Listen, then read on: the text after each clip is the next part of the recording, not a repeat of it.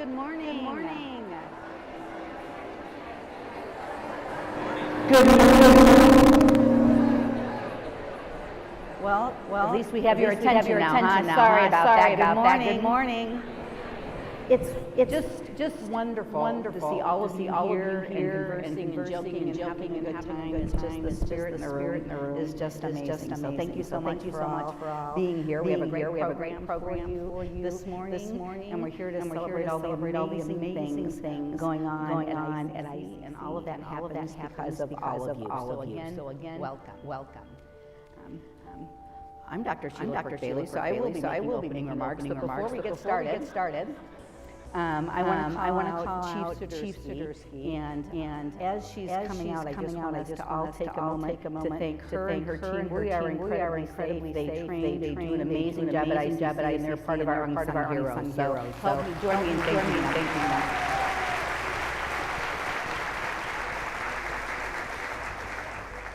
Thank you, Bailey.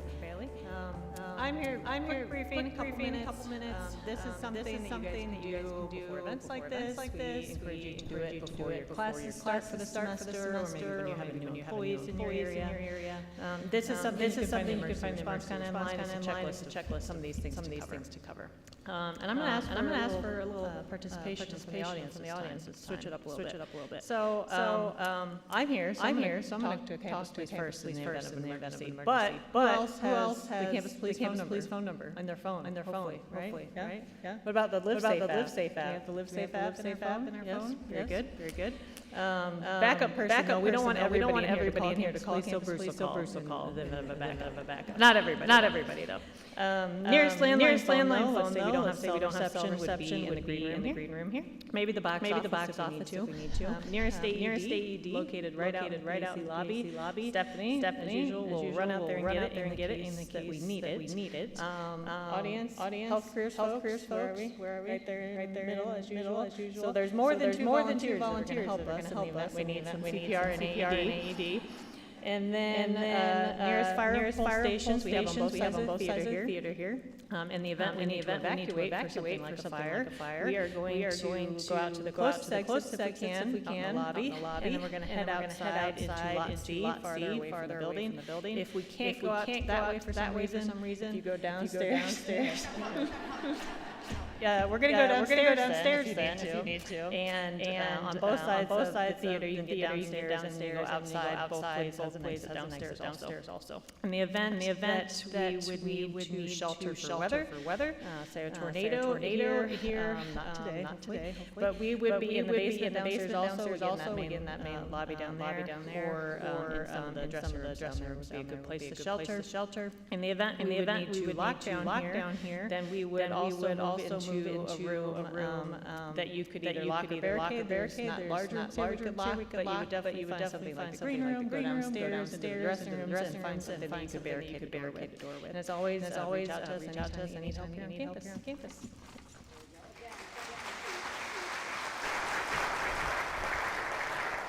They do an amazing job.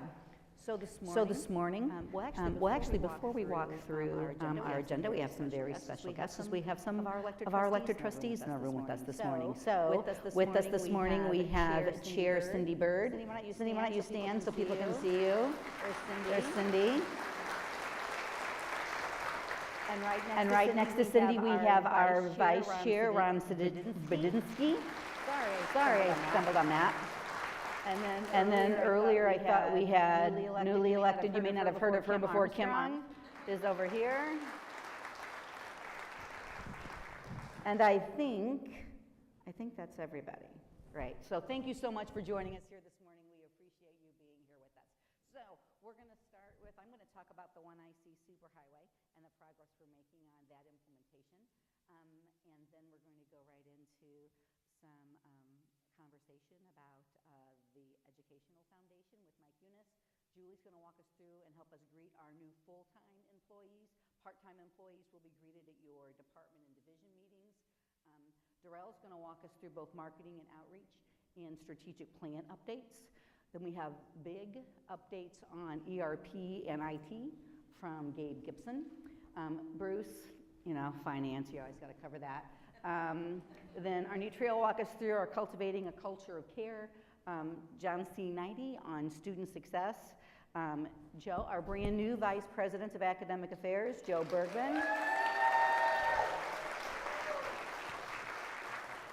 We'll talk about academic affairs, priorities and plans, and then the favorite part of the show always steals at least my heart, the ICC student panel, how we continue to perform with our students, what's going on with them that we all need to know, and then a few closing remarks. So that will be our morning. Again, we're delighted you're all here. So let's get started.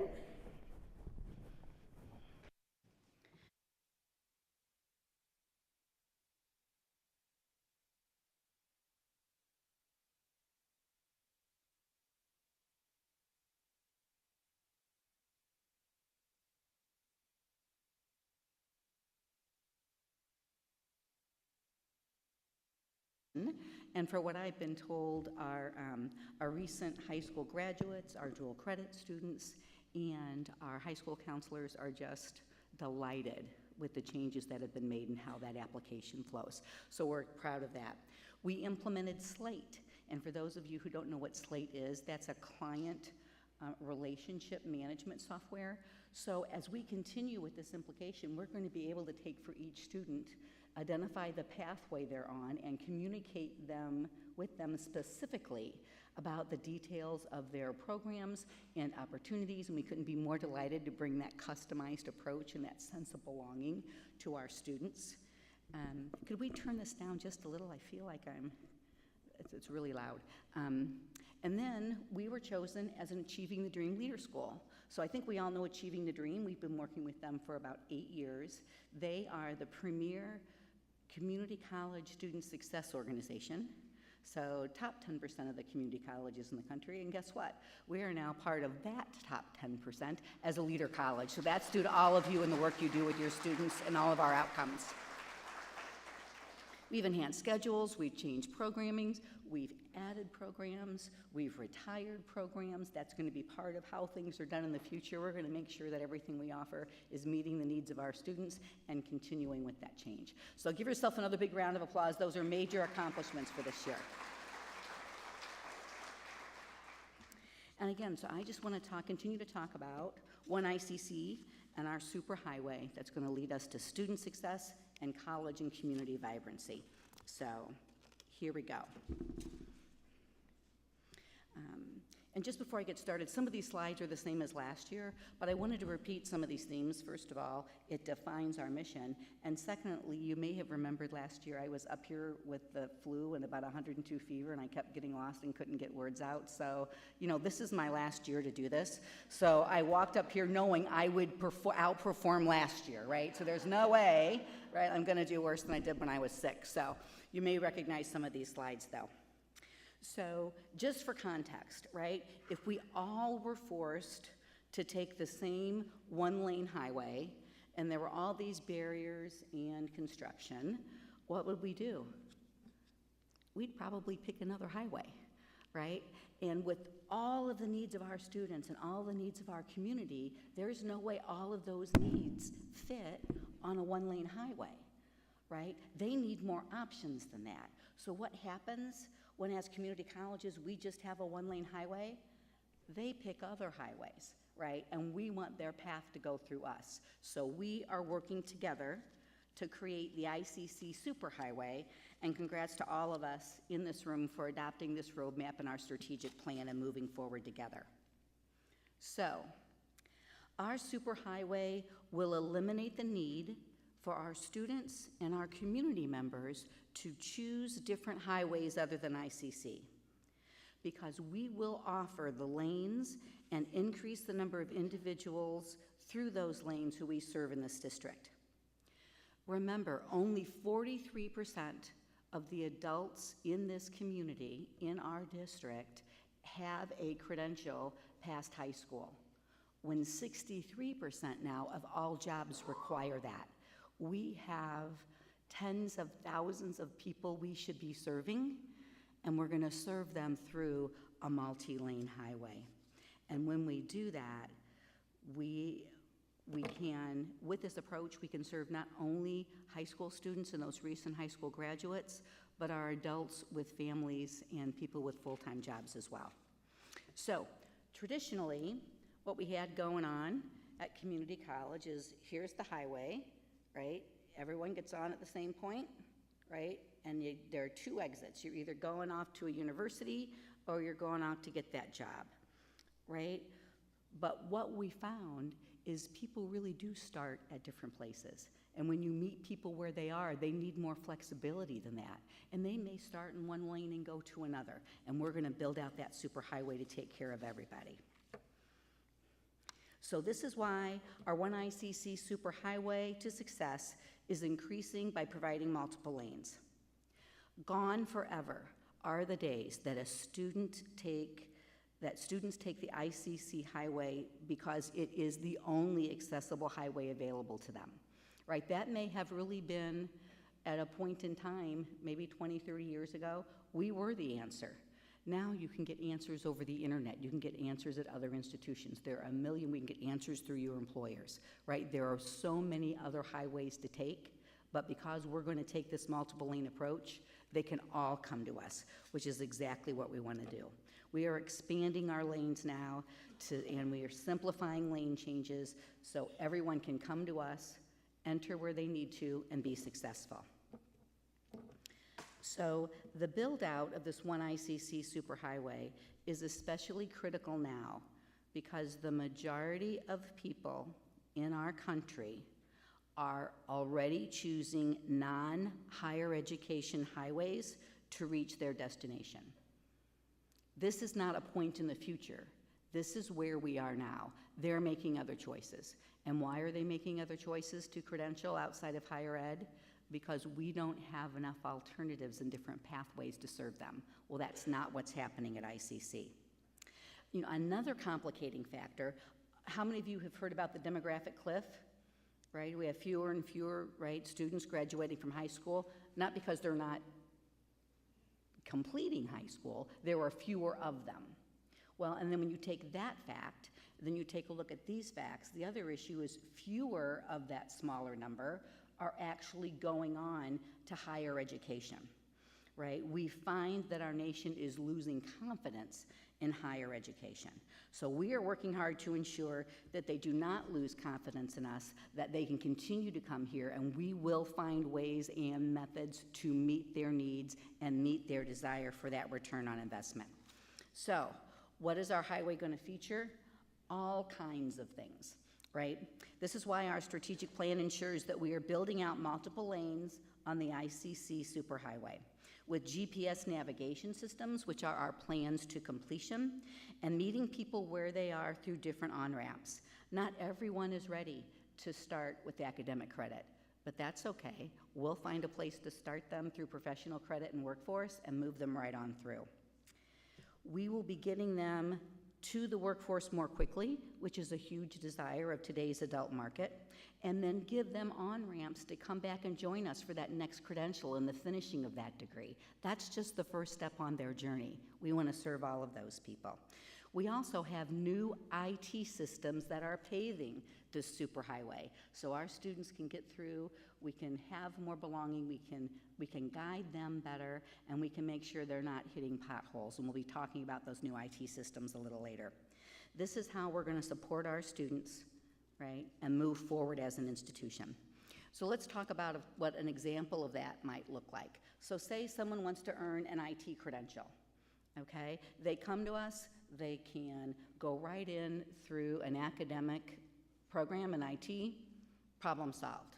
They may have started working first, didn't go on to college, like more and more students right out of high school are doing, and they may have earned an industry credential.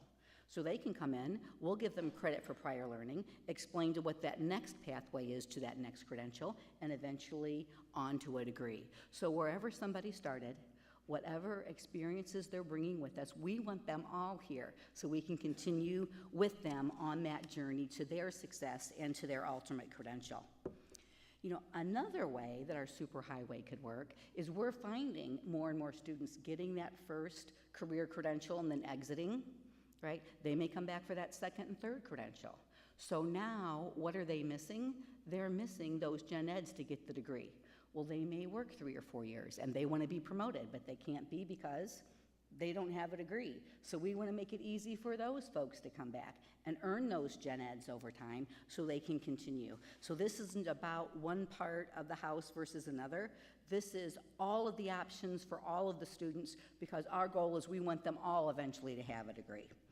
So, as educators, it's our responsibility to build, design, and maintain these multiple lanes and schedules and GPS systems and on-ramps and off-ramps to meet our students' needs.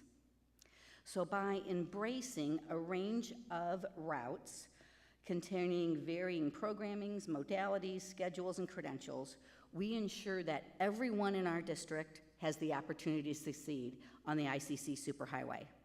This is not about compromising quality. All lanes provide a quality experience and a quality outcome. This is about providing additional lanes that enable all students to reach their destination. That's why we'll be offering credits both in the CE Workforce Professional Credit as well as academic credit, as well as in multiple modalities, and increasing the number of our multiple starts, or the number of starts with our 8-week program, getting students through quicker with our 8-week program.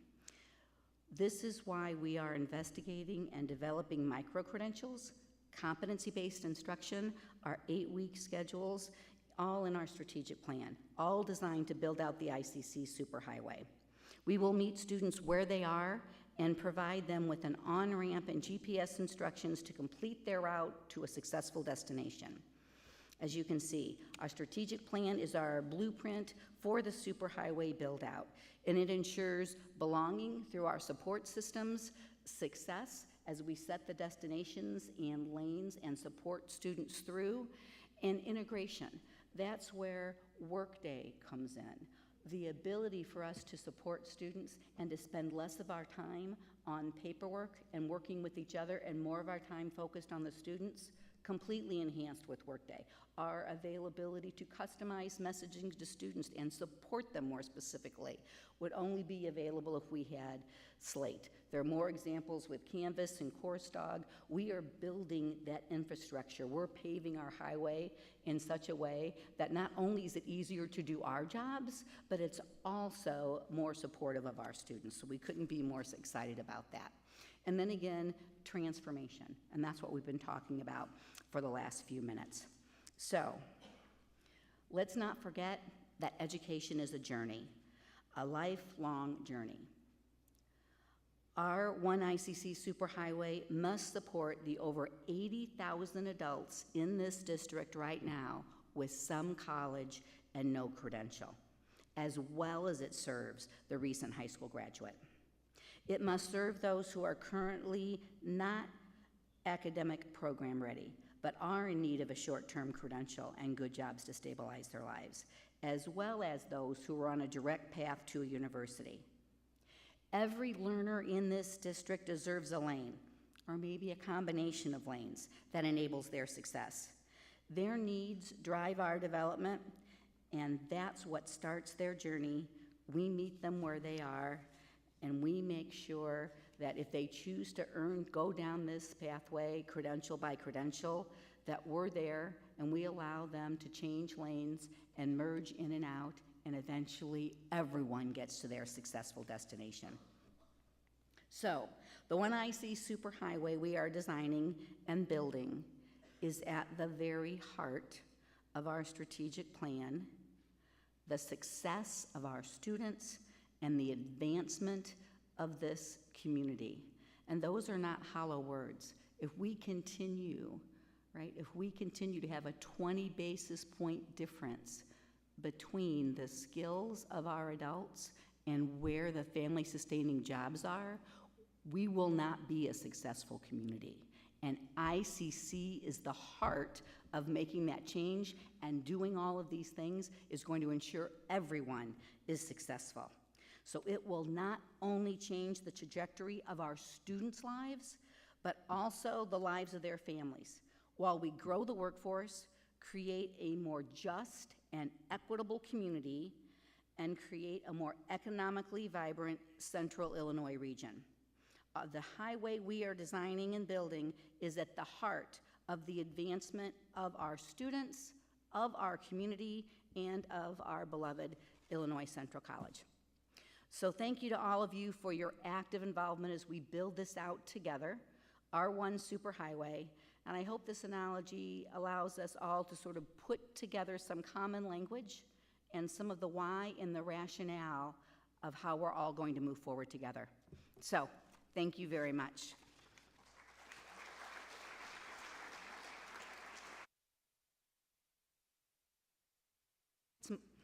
And now it's my pleasure to introduce Mike Eunice bring him to the stage so he can share some of the amazing outcomes and opportunities being realized by the ICC Educational Foundation.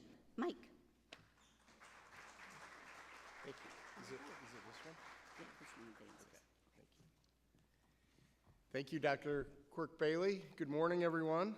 I am very excited about a new academic year, and it's really hard to believe how fast this last year has gone. So thank you all for being here, and it's my pleasure to talk a little bit about the Educational Foundation. So first off, I just want to say that we really are stronger together. There will be a theme of that throughout this, but I love this quote from Winston Churchill. It says, "We make a living by what we get, but we make a life by what we give." And all of us collectively share a common goal of investing into our students' futures in multiple ways. And it's exciting for us in the foundation to really help you, help our students, help our community, and we appreciate everything that you do. So a little bit about the foundation. First off, our mission is to assure access to higher education for our community and to enhance the quality of education at ICC. We do this in a variety of ways. We really exist to secure and steward resources that support and advance the college's mission. We help remove financial barriers, we fund innovative programs, and we provide resources that enhance the educational experience. Essentially, we bridge the gap between institutional needs and our community generosity. And we had a great success of gaining some of that, continuing to receive that community generosity over the last year. So a little bit of a year in review very briefly. We're thrilled to announce that over the last year, we saw a 77% increase in total contributions from the previous fiscal year. That's incredible, and we're really proud of that. And what we're able to do is very plentiful when we have years like this. And we'll get into a little bit about what we were able to do because of a year like this. But we're trying very hard to build an even stronger future. And we're trying very hard to focus on major gift giving. And we're trying to give back. We've done so well with scholarships, but we're trying to give back even beyond scholarships. Over the last year, we created a new fund called the Student Impact Fund. It's really benefiting a lot of the wraparound services among many other services. And we're excited that hopefully very soon we will have some upcoming announcements for naming opportunities from generous donors in the community that want to give back and want to help you, help our community and help our kids. So we did all of these things over the last year while still maintaining the events that we do that we're very proud of. And we had a great years of all three of our events with the community celebration, with Simply Divine, and with the golf outing that we will continue to persevere on. So when we have this kind of generosity and when we have years like this, we are able to give back beyond just scholarships. But scholarships are always going to be very important. And I'm really proud of this slide to share with you that our scholarships, we were able to give back to students. They increased 14% over the last year. But because of the success that we had for the first time in many years, we were able to purchase many major capital gifts for some of your departments, and we did this for the first time in years. We had the new tractor for the ag department. We had the deck oven for in the culinary space, and baby grand pianos for fine arts.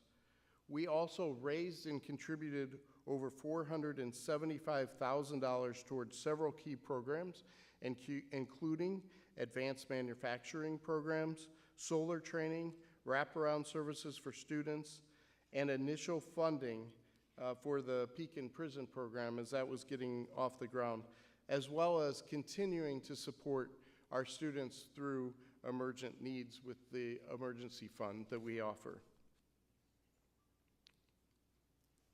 So we're doing great things, and we'd like to be able to ask you to help us help you, essentially. And every November we have the employee giving campaign. You'll be hearing more about that as the year goes on and as that gets closer. But we really want to increase our participation in that employee giving campaign.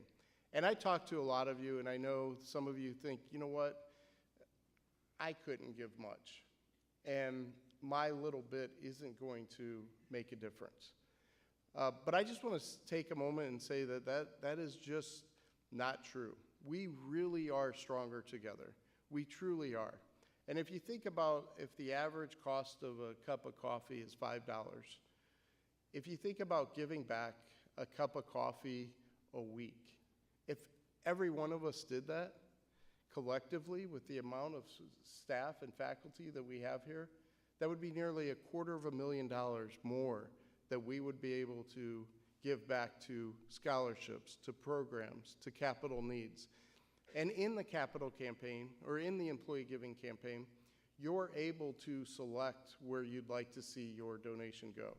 So if there's a specific scholarship that means a lot to you, if there's your department that you want to provide to, you're able to select that, which I think is really neat too. But that is the theme we really want to get across, is that we want to show that participation, and we collectively are really stronger together. This year, I'm excited to say that with the employee giving campaign, we're going to introduce a couple new incentive programs that I think you will all like very much. We want to empower our students and strengthen our community through giving. And so we have a new incentive package that we're going to introduce this November. Everyone, as you know, as an employee here at the college, gets a membership to the Cougarplex. But we're working out the details of this, and we'll announce it in November. If you give a minimum of a certain dollar amount, you will not only be able to receive your membership at the Cougarplex, but your entire immediate family would have a family membership at the Cougarplex to the state-of-the-art facility that we are really proud of. And it's just another small incentive that you would have by helping us help you and help our community. The other thing that we're going to do this year is we're going to have a very close upfront parking spot, and you'll automatically be entered into a drawing that we will draw once a month, and that all employees will have a chance. We'll draw a name, and if your name is drawn, you'll be able to get that parking spot for a month. So I know the December, January, February months will be very much sought after in the cold weather. But anyway, those are just a few things, and this was just a very brief overview of the foundation over the last year. Again, it's hard to believe how fast the year went, but I'm very excited about the new academic year, and I'm very excited to be working with all of you over the next year. And of course, if you have any questions with the foundation, please don't ever hesitate to reach out to myself or any one of us in the department.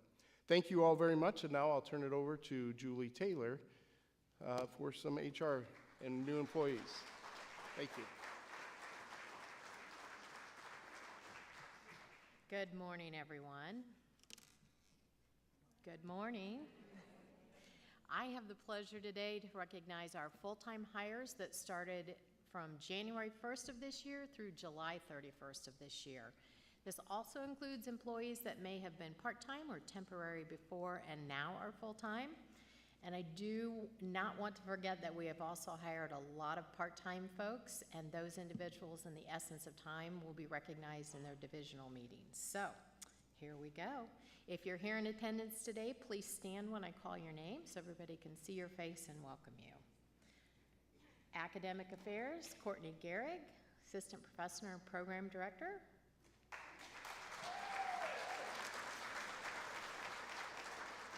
Elizabeth Godinez, Assistant Professor.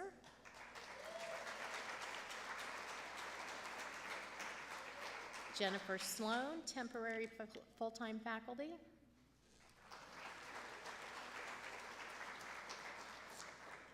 Next up, Administration and Finance, Amy Krismer, Specialist in the Child Development Department.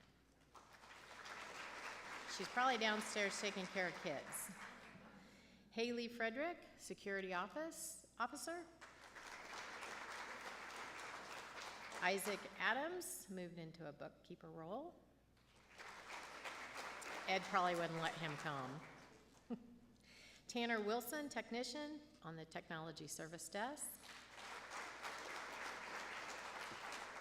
Timothy McEllier, Assistant for Technology Services.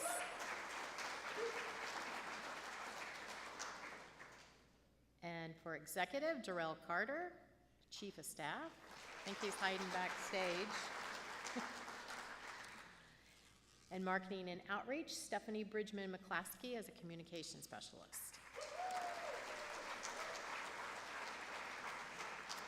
Student Success, Benjamin Dotson, Advisor Financial Assistance.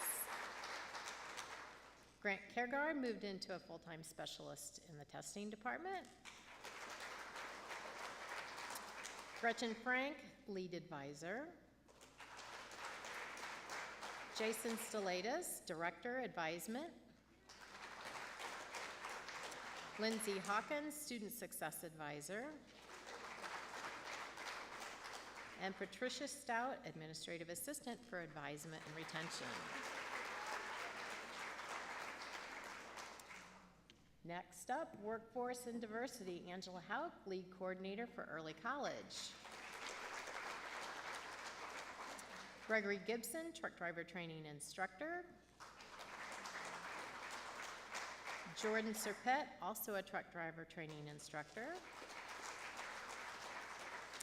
Carrie McGinnis, Lead Coordinator Trainer. And welcoming back former employee Sandy Aragine into the Dean of College and Career Readiness position. On behalf of Illinois Central College, I'd like to extend a warm welcome to each of you. Your contributions are crucial in helping us meet the goals of our departments and the college overall. So please join me in one final round of applause for all of our new hires.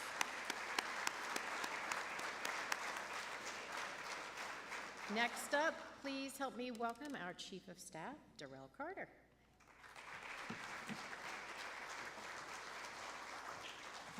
Good morning, everyone. Good morning, everyone. All right, it's good to be with you. I'll provide a couple of updates from a marketing and outreach standpoint, and then I'll share a little bit about strategic planning as well. So first things first, I want to share an update as to where we are in terms of fall enrollment. So we're about 7 days out from the semester starting. This information is from, I believe, Friday, and I have some updates to this based on this morning's daily enrollment report. So based on this morning's enrollment report, we are up over more than 53,000 credit hours, which is essentially a little bit of 2% over 2% increase from this time last year. We're about flat when it comes to the current head count. We've seen increases in terms of new and continuing students, and we're flat in terms of our stop-out students. So we're maintaining progress. We're cautiously optimistic that when we get to Census Day, we will be at a 2.5% increase, which is our goal for the year. So thanks everyone for all the work that you're doing to support enrollment of students. Whether you're frontline facing or behind the scenes, we really appreciate the collaboration and the work to make that all a success. So with that, we'll move on to some updates on what's being done to help drive and really support enrollment. So the marketing and outreach team does a lot of really great work, led by Tori Jeanette and a couple of other people.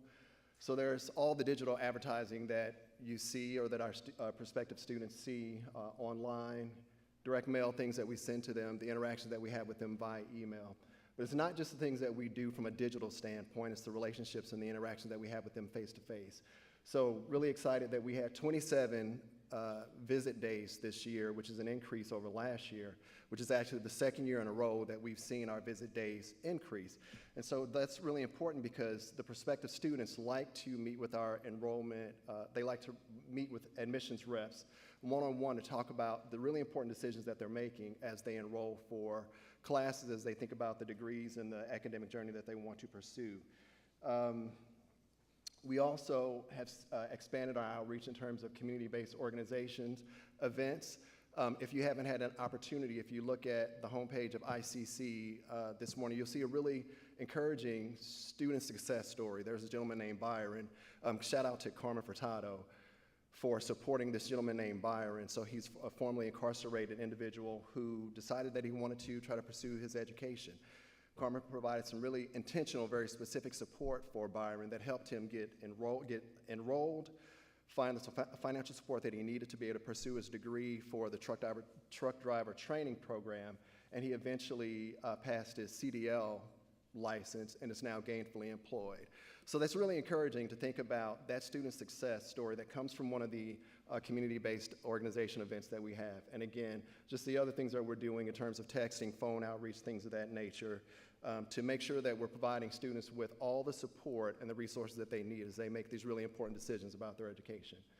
Wanted to also share that we have a new digital partner that we've been collaborating with on fall enrollment and that we'll be using going into the future. Vision Point has been helping us with digital ads and some other work that we're doing in terms of very specific and intentional communications and outreach to students. So how are we speaking to their interests and their needs? So for example, if we have a student who has some college but no credit, they started to pursue their degree, how are we bringing them back to say, hey, we're going to provide the support that you need to be able to finish your degree? Or if they're a traditional student, how are we helping inspire them and support them as they make their decisions? So how are we being really intentional with the language, with the messaging that provides, as Dr. Cork Bailey said earlier, a customized experience for them as they interact with us, whether it's digitally or in person. And we've used them, we started using them at the end of the spring in support of fall enrollment. And you can see from these metrics that we've had some success in using them. So we've had, from our digital ads, 15,000 people have seen them. Almost 4,000 people or individuals have either seen the ad and clicked on it or interacted with it in some kind of way. And then we had 118 who actually clicked through the ad to the website and interacted in some additional way. So it's really encouraging because when you look at the click-through rate under key metrics, our click-through rate is twice the industry average for click-through rates. So it's really encouraging that we're seeing the results of that work with them. Another thing that Vision Point is helping us with is on personalized messaging. So there's a lot of stuff on this slide in this particular area, but I want to just call out how we are being very specific and intentional to communicate with adult learners different than we communicate with our traditional students because their needs are different than traditional students. So for example, we have adult learners who are essentially motivated to learn. For example, if you look in the left column, the things that are driving them, they're motivated to learn or improve a skill that will help them to advance their career. They're looking for ways to complete their degree in a shorter amount of time in a format that's flexible and that works for them, whether it's online or in person, so that they can attain their certificate or attain their degree and then get into the workplace. And then they also are very specific and intentional about better understanding the support services that we have and that are available to help them as they work through that process. So based on understanding that student's profile as an adult learner, we are then able to create key messages that speak directly to them that talks about helping them start their journey at ICC, and highlighting the support services that they need and that they can utilize to help them to be successful along their journey. And so again, this is a little different than how we would communicate with our traditional students. We would take a more nurturing approach with them. But it shows how the relationship with Vision Point is helping us to be very intentional and think about, again, how are we making sure that we're communicating with our prospective students in the way that resonates with them, that helps them to understand that they're being supported, and that we are going to be there to help them to be successful. In addition to the work that we're doing with Vision Point, and that work with Vision Point is very timely when we think about, as Dr. Cord Bailey talked a little earlier, about the new One ICC application and the new Slate CRM. The new Slate CRM allows us to create very specific and customized experiences for our students. So the new application was built within Slate. So every time someone fills out any information in the application, it goes directly into Slate. That then allows us to be able to say, all right, we understand what this student's profile is, we understand what their academic interests are, we understand where they are in terms of whether they've completed their application or if they're still working on it. And we can then very intentionally and very specifically communicate with them in that way. So for example, if they've gotten halfway through their application, we can send them a note to say, hey, we've noticed that you're almost done with your application.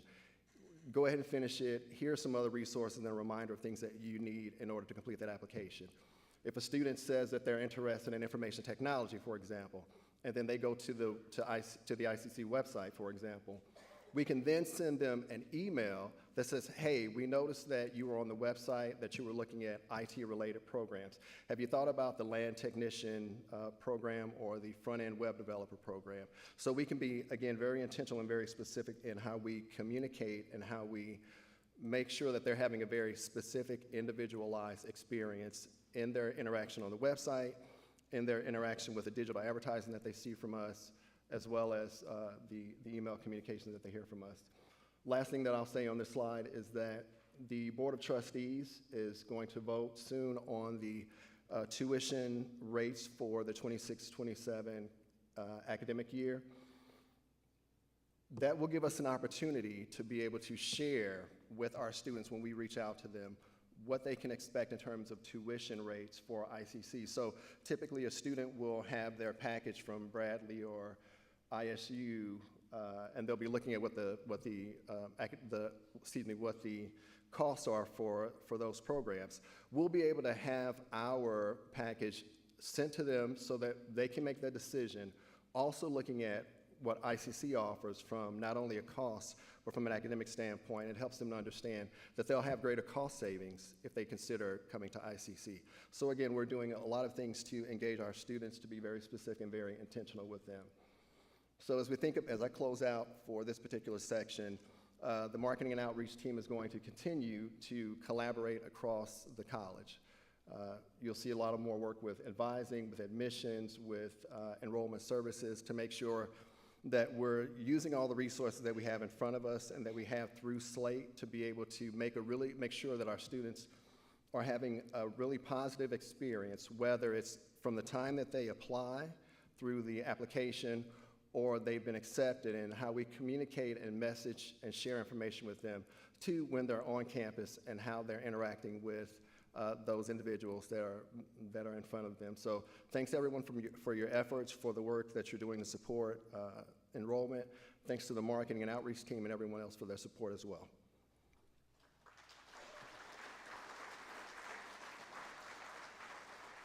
So we will move on to strategic planning. So we just wrapped up the second year of the strategic plan. We have a number of really great things that have taken place and work that was accomplished. So I think about the Cultivating Community of Care training that took place in the spring, 8-week scheduling calendar, which Joe will talk about a little more this afternoon, micro-credentials and stackables and the work that they're doing with Education Design Lab, financial literacy, thinking about some of the training that they're providing for students, and then degree plan or first day readiness, thinking about the zero-cost textbook work that has been done for that. So a lot of really great work that has been done in support of the plan. Another big thing is the mission statement.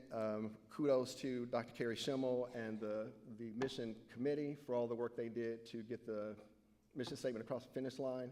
there were more than 200 pieces of feedback that they worked through to get to the final version, which I think is really encouraging and really inspiring.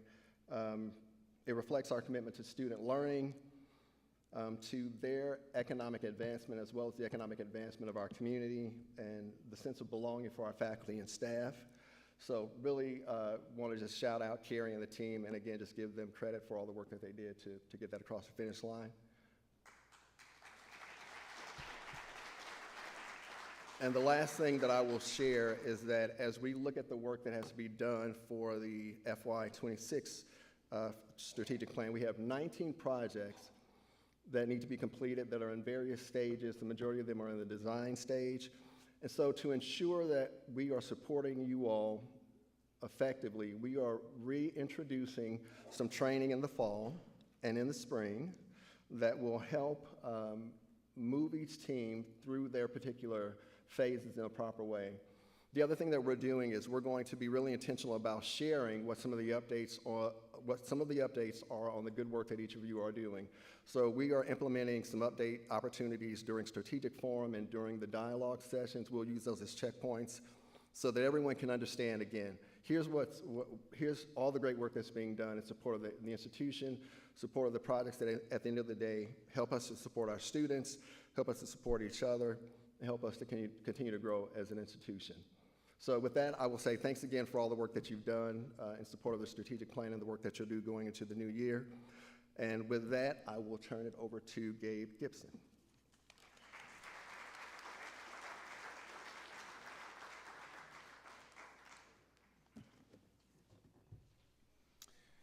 Good morning.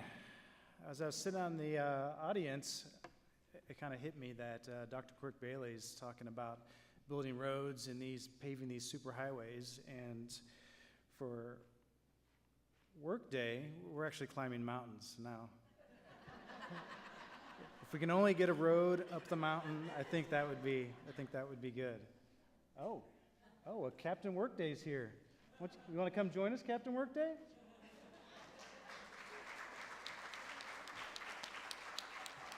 Everybody, this is Captain Workday. Captain Workday, this is a celebration of learning, folks, so all of our faculty, staff, and students.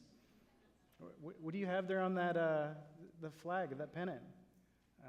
It's a fathead of Bruce Buddy. Now, the big question is did you bring enough of those to share with our friends? Oh, it's disappointing, Bruce. So, are you here to celebrate Workday? All right, well.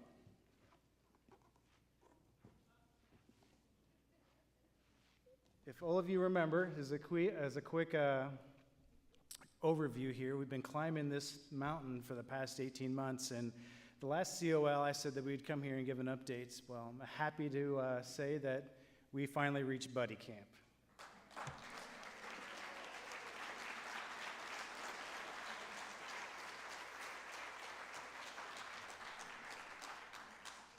This is 18 months of hard work, blood, sweat, and tears to get us to this point, and Workday is really something that teams should be proud of. It's really something that will benefit not only the administration, but all of our students. Dr. Quirk Bailey kind of mentioned some of those examples in her presentation, so really looking forward to where we go from here.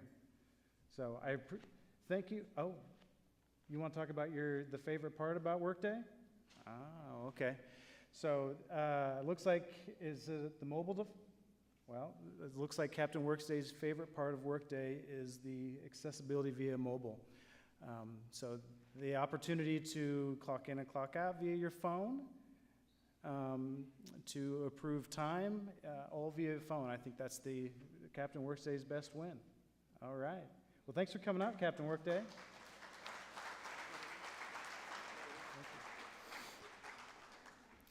All right, so let's talk about the one thing that really made this project a success, and that's all the people that are part of it. So I can't thank this group enough. They started this project 18 months ago. A lot of hard work went into this. It really took a lot of support from the top down. Dr. Quirk Bailey talks about this is her third time in one of the best implementations, and I think that's something to be proud of. But I will say that after 18 months, I think this group is ready to hand the baton off to somebody else and take a break. So where are we going next? So 2 words here, continuous improvement. I want you to key on that. So we have implemented Workday platform, but we're far from done. So really looking to all of you to provide some feedback, what's working, what's not working, and we'll continue to fine-tune Workday to meet the needs of the college. In a couple weeks, we're going to start Phase X, which is near the end there, which is kind of an extension of Workday platform. It is some data, some visualizations, planning, HR pieces, and then happy to announce that we're 10 months into Workday Student, that in about 3 weeks, 2 to 3 weeks, we'll actually have our Workday Student, our foundational tenant for Workday Student. So Rachel Pace and a lot of the workstream leads have been doing an amazing job on that. We'll actually have a soft launch of Workday Student, believe it or not, the fall of 26, and then the official go live the fall of 27. So Workday Student implements on the academic years, so that's the gap that you're seeing on the student side. But a lot more to come on that side. Some additional factors that kind of led to our success, a successful implementation. From a project management perspective, we talk about the triple constraint. So is the project at cost? Well, I can happy to say that this project was under budget by about 1,000 hours, roughly $200,000. Was it on time? So yes, we delivered on time. Soft launch was June 23rd, and our go live was July 1st, which is on the fiscal year, so it's kind of a good natural handoff. And did you control the scope? We had 2 minor change orders, one related to finances with the foundation, and the second one related to kind of bolstering the reporting side of Workday. So all of this combined with the people really kind of leads to the success that we saw in the quality product that we've kind of launched with Workday platform. Some benefits, Dr. Quirk-Bailey's talked some of these. The ones that kind of stick out to me is, first of all, it was talk about Workday itself. They have AI is now built in, so everybody talks about AI. Well, it's now built into platform. It'll also be built into students, so it'll be an opportunity for both the faculty and staff and students to be able to log in and kind of do the search that's more AI driven. The workflows, not having to do paper anymore and send things through campus mail for wet signatures. Those online approvals, I think, is an amazing opportunity to improve our business processes. And the last one here, data. I can't talk enough. It's been an amazing opportunity to work. I think this is the biggest opportunity for me, at least, is that I can work with everybody across the college on their business process and say they kind of they keep their business process in a Microsoft Access system. Well, can we get that over to Workday? How can we deliver more fuller reports and richer visualizations to help make sound decisions? So a lot to come there on the data side of the fence. Change management. Can't say enough about our change management process. It's been a busy 3 to 4 months here. The change management team has centralized all information related to Workday out on the hub. So go to hub.icc.edu. At the top bar, you'll see one Workday. That is where you'll be able to submit a ticket if something's not working. If you're looking for training or FAQs or help documents, it's all out on the hub. I encourage everybody to go take a look at it. The second piece here is we have one major hurdle left from a change management perspective, and that is all the faculty and adjuncts that are coming back for the fall term. We need to get you all trained up on Workday. So a quick plug, we have 3 training sessions. Tuesday, August 12th, we have Workday Essentials from 1 to 2, and on Thursday, we have that same Workday Essentials from 12 to 1, and then a Workday Hiring from 1:15 to 2:15. So there'll be additional trainings, so please watch the hub for that. Lastly, we used to call them Workday Wednesdays, and they're on every Wednesday, but we moved them now to Fridays, so now they're Workday Fridays. These will be drop-in sessions. We'll have a mixture of online and in-person sessions. More communication will be coming out for these, but if you have any questions at all, what's working, what's not working, you can pop into these sessions, you can ask them. We will also move the times around to best accommodate everybody's schedule, so. All right, there's Workday for you. And up next, we're gonna have Bruce Buddy to talk about finance and facility updates.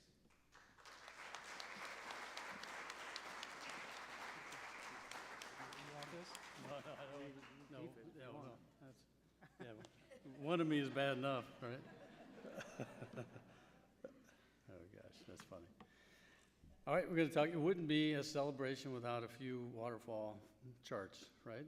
So I want to give you an update as to where we stand with the budget, and the process as it stands right now is we're going to take the final budget, and these are some of the numbers that we'll talk to you here this afternoon, this morning, to the board next week for final approval.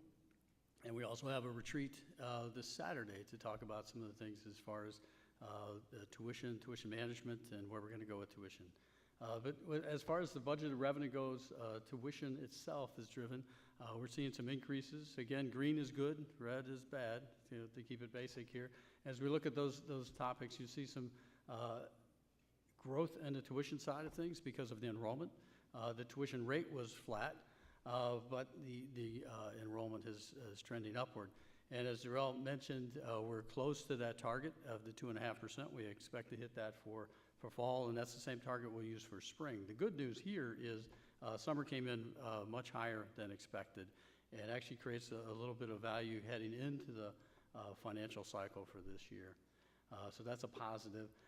And this state tuition, it's flat. The actual final allocation we received from the state was down by about $180,000. The good news is the summer offsets that decline that we did not anticipate. And some of that really is a variable of not only our enrollment growth, but then where are we seeing growth in what types of credit hours, and then how that relates to all the other community colleges around the state. So unfortunately, I think as far as the state was concerned, although they increased the overall state revenues, the Chicago schools are the ones that benefited, and not the downstate schools, unfortunately. So we saw a slight decline there. We are a part of the process that we're looking at that credit hour process and how they allocate revenues, and looking at those funding strategies going forward to try to hopefully make them a little bit more fair and equitable for the rest of the entire state as we move forward. So we'll be part of that task force this coming year. As far as real estate, we saw an increase, the EAV, which is Equalized Assessed Valuation. So this is the value of your homes and the value of real estate in our district. We've seen 2 consecutive years of fairly significant increases, and that really drives, and that's a positive, really drives revenue. So it is I guess it's a contribution on your guys' part in an indirect way, and it's appreciated, of course. We don't see that as being sustainable long term. So we're really forecasting that EAV increase to kind of level off. And that is one of the things that we manage in our tax rate. We try to keep that tax rate flat or level as well, so not to overburden the taxpayers.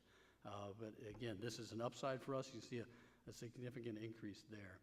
The corporate CPPRT, that's Corporate Property Personal Replacement Tax. Now, you've heard me speak to this before. That has declined down significantly. And really what it did is it moved to more normalized and where it has traditionally been at levels. This was artificially higher during the state during COVID because the state was receiving all this federal dollars and federal monies that they felt like they had more money than they really did. So they didn't have to raid this fund. But this is a fund that they typically take and carve out dollars for other purposes. So we're seeing that decline, but it really is moving back to normalized kind of levels. And that's one of the reasons why we try to maintain and manage our reserves in the way we do to help kind of manage through these ups and downs of those major funding sources. So we'll flip to the expenditure side. And again, fairly straightforward, fairly flat. So this just shows we've managed the resources pretty effectively. We're not seeing or asking for much of an increase in this budget cycle. And then this is, it could be subject to interpretation again. Green is good and red is bad, but this is probably red is good for you guys because the red here represents salaries and benefits and our commitment to excellence and commitment to making market compensation adjustments. So this is the reason why that's up is because of the annual raises we provided. And then benefits are up slightly because we're manage, again, those expenses and how we manage the plan, but we also want to maintain it as a rich plan because that's part of the compensation benefits and the value of what we're trying to provide to you all for the value you provide back to our students and to the college. But we do see some offsets. We're going to do some plan design. Hopefully we'll see some cost reductions. Actually, how we manage, because we're self-managed. So the claim activity that we have over a year is really reflective of the activity and folks coming to services, medical services. So we've seen some really positive trends in our health benefits as well. So we're hoping to manage that. And we see really management and controlling some of the other expenses and trying to see some modest increases along the way.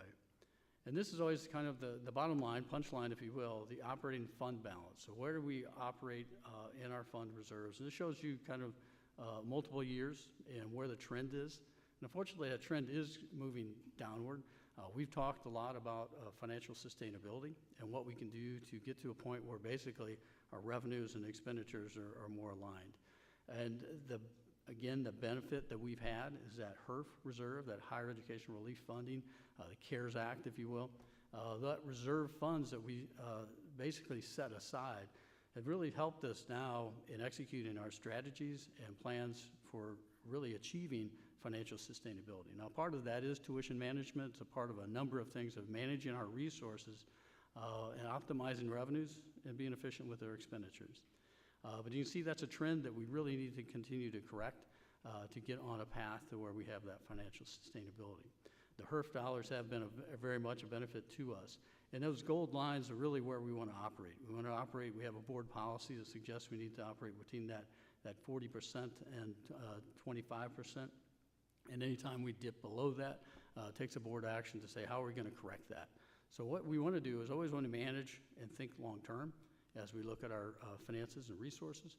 And that's really what we've been doing here in utilizing some of those HERF dollars to help us invest and reinvest in the institution and reinvest in those strategic planning areas that are really going to drive us, help build enrollments, help ensure that we're providing quality to our students and all the services that they deserve. Now I'll flip over and we'll give a little bit of discussion on facilities. So we've been engaged in a facility master planning process over a course of really about a year. So we've engaged with a number of groups. And our focus for this planning cycle of this, if you remember our last cycle, we did this about a 5-year cycle, really spent a lot of time, a lot of energy and resources at the Peoria campus and getting it up to speed and fully built out. Now we're flipping and looking a lot at what's happening within facilities here on East Peoria, modernizing some of those campus locations, and then also understanding the adjacency of our academic programs, optimizing those spaces, and working with our academic folks. And we've really met with almost all the academic areas to understand where they see growth, where they see some restrictions, and how do we manage these things, or how do we move pieces around so they better fit in for that adjacency. So that's an ongoing process. We'll have a report coming out here later this fall. And then in this really helps us establish a long-term capital plan. So then we can manage our financing, manage our bonding and other things to ensure that we've got the resources to execute and continue to modernize and make sure our facilities are top-notch. So I wanted to highlight a couple things. If you noticed in that last picture, this is actually a rendering of the new entry. So of all these years, we haven't really had a very good front door for this institution. People come in, of course, if you keep circulating around, you get back to where you started eventually, right? So that's not a bad thing, I suppose.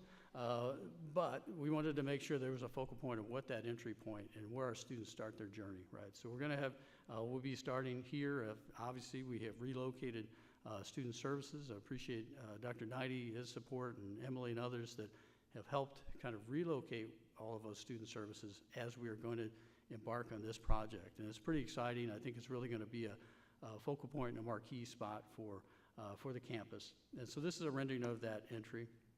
And this is what it will look like from the outside. So come here, so it'll be very clear as to where you start, where you jump into those student services areas. And so that's one of our major projects. It's going to be starting here soon. It will take a year and a half approximately. We're working with the state, so that might be 2 years, but they don't tend to work really fast. And then the other major project that you'll see, and we made this beautiful courtyard, and then we covered up the windows. We didn't do that on purpose. It's kind of like a reveal that we're going to do. You know, so what we're doing is going around, and you've seen this on the front of the campus building, library administration building. We're enhancing the panels and the glass.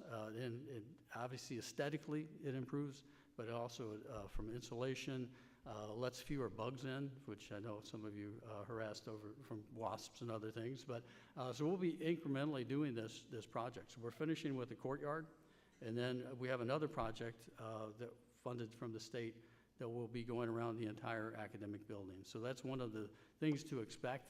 We try to minimize any disruption in that process, but it's really an enhancement going forward. So, and that's a summary, gives you an idea of what we're going to be doing in the next year on the facility side. And now I'm pleased to turn it over to Arnitria. Thank you.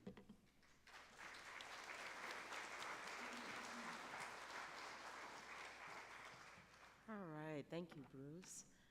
All right, so we're going to talk a little bit about cultivating a community of care. So, as a former middle school teacher, this time of year still makes me really excited. It's kind of petrifying. You're going to meet new students. It's going to be a new year. What's it going to be like? So I still get a little excited about this every year. The other thing that I find interesting, especially when we talk about our cultivating a community of care, I start to think about how many ICC quote-unquote returners we have. So let me give you a definition of a returner. I'm one of those people, I started at ICC for the very first time in 2002. And then I did other jobs, I taught adjunct, and then I came back. I consider myself a returner, like my time at ICC isn't consecutive. So just a quick show of hands. How many of you are ICC returners? Like you left, went and worked someplace else, and then you came back to ICC. It happens very often, and I think it's because within ICC, we do have a community of care. We try to create belonging, but when we use the word cultivating, if you've ever had to cultivate a plant or cultivate anything, you know, you can't just do that once. You have to be very intentional about constantly doing that. So within our cultivating a community of care, which I'll start calling CCC, because otherwise I'm going to call it something else, we want to make sure that we are being intentional and ongoing in our efforts to keep that sense of care and belonging present within the college. So when we think about our why, we all know that belonging is one of our strategic directions. One of the things that was highlighted by ICCTA when we won the Diversity Award this year was that our efforts are not accidental. We don't talk about belonging and then we just hope it happens. We actually put plans in place to make sure that it happens, because otherwise it's just a thought rather than an action. We want to create a community for students and employees. It's important for students because we know that students have said they felt excluded, and we want to be aware of that and be intentional about inclusion. We also know that in order for students to have a quality educational experience and return, they have to feel that they belong.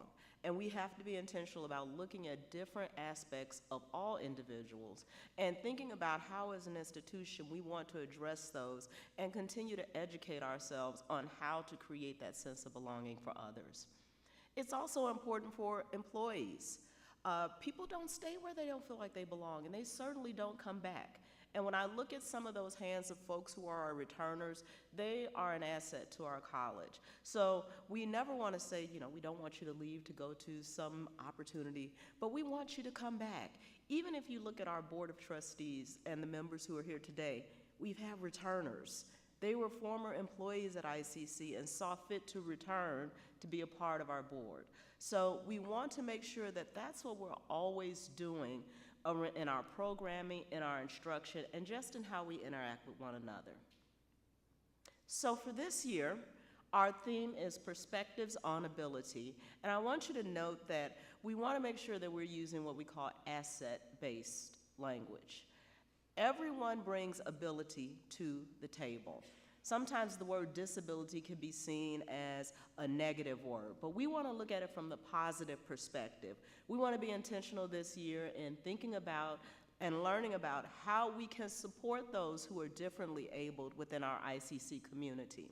Now, for those of you who have been at Celebration of Learning and at ICC for the past few years, you're familiar with the cycle that we follow. We are fortunate enough to have access to the Vector Safe Colleges modules. They are online. You can do them on your own time. And the modules that will open on September 1st of this year are related to ability and perspectives on ability. Throughout the year, there will also be programming put on by different departments within the college, by student activities, by a myriad of aspects of the college. We will make sure that we are cross-referencing one another when we talk about our perspectives on ability and we build programming. December through February, we will be intentional about our community of learning sessions, and that's where you can get together and do some unpacking and discussion of the different modules. And then on February 27th, that's the last Friday in February, we will have our Cultivating a Community of Care Day. And for those of you who were able to engage this year, I hope it was a meaningful experience. The culmination, even after having folks across the college and across the community share their expertise, the culmination was having Dr. Andre Allen, an ICC alumni, speak about the impact that faculty and support services at ICC had on him and how it encouraged him to further his education and helped him to get to where he is now. So here's just some data that you want to keep in mind, because we are very thoughtful in how we go about picking the theme and the focus for the year. And we know that community colleges have a disproportionately high share of students who have disabilities, so we want to be aware of that. Nearly 25% of students with disabilities at two-year colleges leave after their first year. That's 1 in 4. And then half had not completed or returned by year 3. So we want to make sure that we're capturing folks. We want them to stick with us. We want them to return. When we look at our employees, roughly 15% of U.S. employees, adults, have at least one disability, and that's what we report. Oftentimes, if we don't feel that sense of care and sense of belonging, it goes unreported, and it could also go unsupported. So when you think about disability, we're also thinking about those invisible disabilities, those traumatic brain injuries, those who are dealing with mental health struggles. We always want to be sure that we are being inclusive and that we're being supportive of not just the work that students and employees do here at ICC, but the work that makes them human and makes them feel a sense of pride and a sense of belonging at the institution. So you know, I couldn't do this without a QR code, and I use the QR code because our marketing folks do a great job of updating the hub with information and specifics on how you can engage. Some of the next activities that are coming up, we have our levels of learning, and if you remember from our previous Cultivating a Community of Care days, that level 1 and level 2 are for folks who want to go a little bit deeper in their investigation into how to create that sense of belonging and community of care here at ICC. We actually had sessions yesterday, but if you missed them, don't worry. Coming up in October, you can start with level 1 if you're brand new, or if you've completed level 1, you can actually go to level 2. As I mentioned earlier, that last Friday in February is going to be the Cultivating a Community of Care Day. Each year, we look at the feedback we get from the college, and we plan a day that fits the needs of as many folks as we can. I was going to say of everyone, but there's always going to be, you know, some exceptions and some things we need to tweak. So we are being very intentional about looking at the feedback and planning a day that's going to be worthwhile to everyone. And last but not least, there are ways to get involved in building belonging. And you can get involved at your own level of comfort. Make sure you're checking the weekly employee notices. That's where you'll find all that information on campus-wide events, from things going on in humanities to things going on within other areas of the college, the TLE, the library. Make sure you check, and you'll find valuable occasions and places where you can get involved there. Also, you can join the team. There's a whole team that plans this stuff. And you can join us. We meet every other Friday. When you hit the QR code, there's actually a little button where you can sign up and it'll automatically shoot an email over. You can talk about your availability and the level to which you'd like to be involved, and we'll be sure to reach out to you and include you in the planning. More perspectives make for better programming, because what we need to do is always be sure that we're building together. If I build and I just build from my perspective, I'm bound to leave someone out. And if I'm leaving someone out, that's not creating a sense of belonging. So, join the team, contribute, engage, and have a great fall semester. At this time, I am going to bring up Dr. John C. Knighty to talk about student success. Thank you.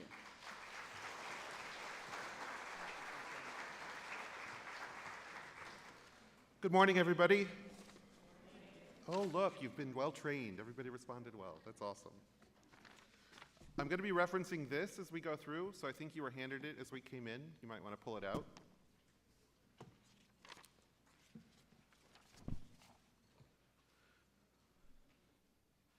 Before I start referencing this, as we think about student success, I want to start with a thank you to the facilitators, leadership, and participants in our mental health first aid workshops. 20 sessions of mental health first aid were offered this year. Mental health first aid is an evidence-based early intervention course that teaches participants about mental health and substance abuse challenges. Mental health is the #1 issue that college students are facing today, and so we as an institution have invested in this program heavily. 16 facilitators and leadership team brought together 197 participants for an 8-hour course to focus on identifying and helping students with mental health concerns. This was offered 20 times this past year. This year, coming up, we're going to be offering about 1 session a month, free of charge to any ICC faculty and students. So please consider taking advantage of those. And just to thank you, I know it's very hard to read, but those are the names of the 197 ICC faculty and staff. Yeah, let's give them a round of applause who participated this year. Thank you for that. As we think about students and their success, we like to think about success in 4 separate buckets. Recruitment, that we got them here. Retention, that they are sticking around and definitely want to come back. Completion, that they certify or graduate. And finally, their outcomes, that they achieved their post-credential plans. That could be anything from employment, transfer, promotion, just learning something. In order to help our students with these different buckets of success, I think it's important to know who they are and what they want to accomplish. For the past 2 years, we've provided this infographic, which was well received and generated many conversations on campus.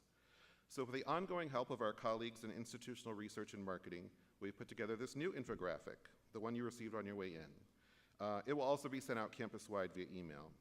It's designed to help us as an institution get to know our students, and by our students, I specifically mean the undergraduate students who will be in our East Peoria, Pekin, and online classrooms this fall. Please note these numbers do not include our early college students. Please also note that this data includes the 5,031 undergraduate students who enrolled as of August 1st, 2025. And while we will continue to gain enrollments, like Mr. Carter told us, a data analysis of the past 2 years indicates that these numbers stayed relatively consistent over time. So I'm going to touch on some highlights from my analysis of the data, but also encourage you and your teammates to view the data on your own.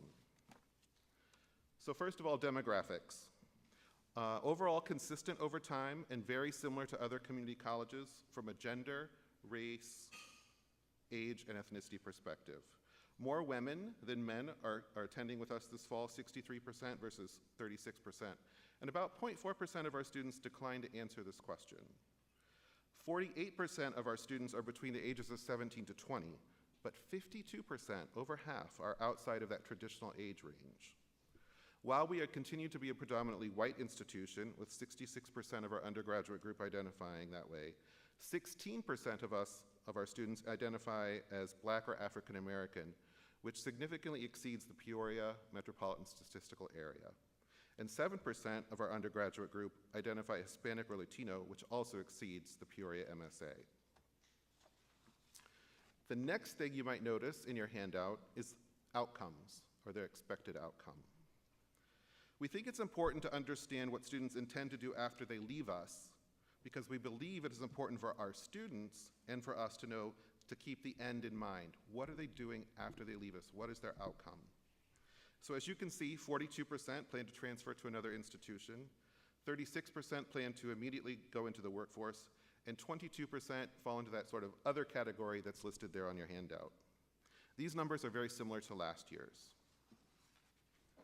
The next section I want to bring to your attention is enrollment by intensity. So this is part-time versus full-time, very similar to last year, with 43% being enrolled full-time and 57% being enrolled part-time. I think the 57% is important to remember because these part-time students are the ones who are working very hard to balance school, work, and life. And so as we think about what's happening for them in their personal lives, it's important for us to go, hey, I know you're a part-time student, and I'm really working hard to make sure that you're okay.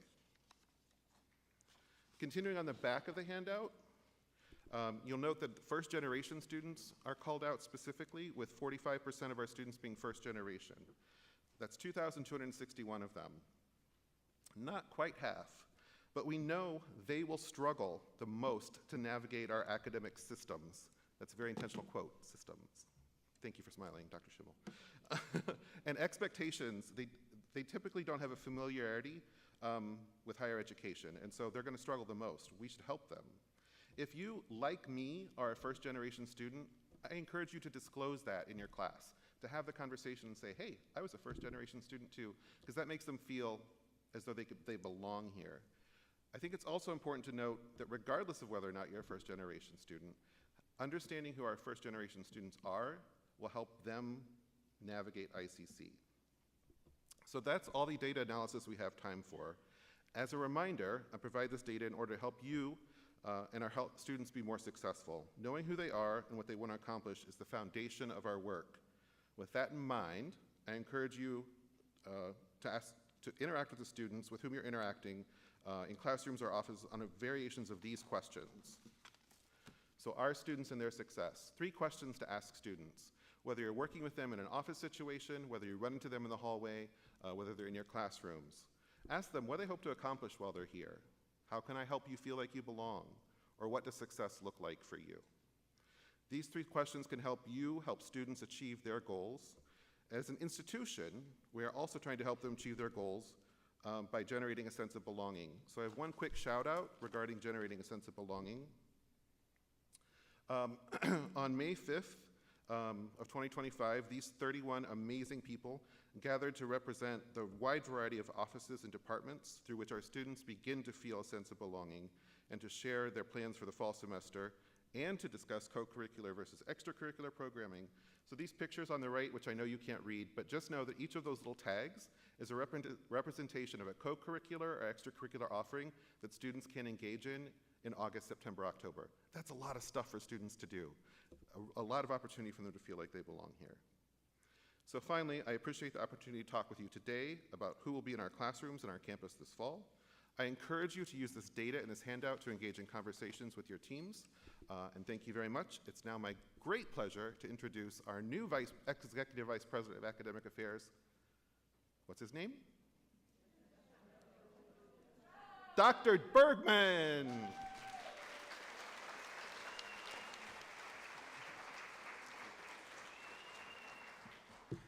Good morning, everyone. For those that I haven't had the chance to meet, my name is Joe Bergman, and I have the privilege of serving as the new EVPA at ICC. My journey at ICC started 22 years ago as a chemistry faculty member in the MSc department. After 10 years as a full-time faculty member, I then switched over to the academic dean at MSc for 9.5 years. The last year and a half as the Associate Vice President of Academic Affairs. I am honored to be your new EVPA as we move forward together with our one shared vision of ICC. One ICC, excuse me. Our fiscal year 26 academic strategic goals are designed to directly support One ICC, uniting our efforts across divisions elevating student success, and aligning faculty and leadership priorities. Each goal is intentional, data-informed, equity-focused, and aimed at creating lasting institutional impact. One of our big goals is the 8-week scheduling.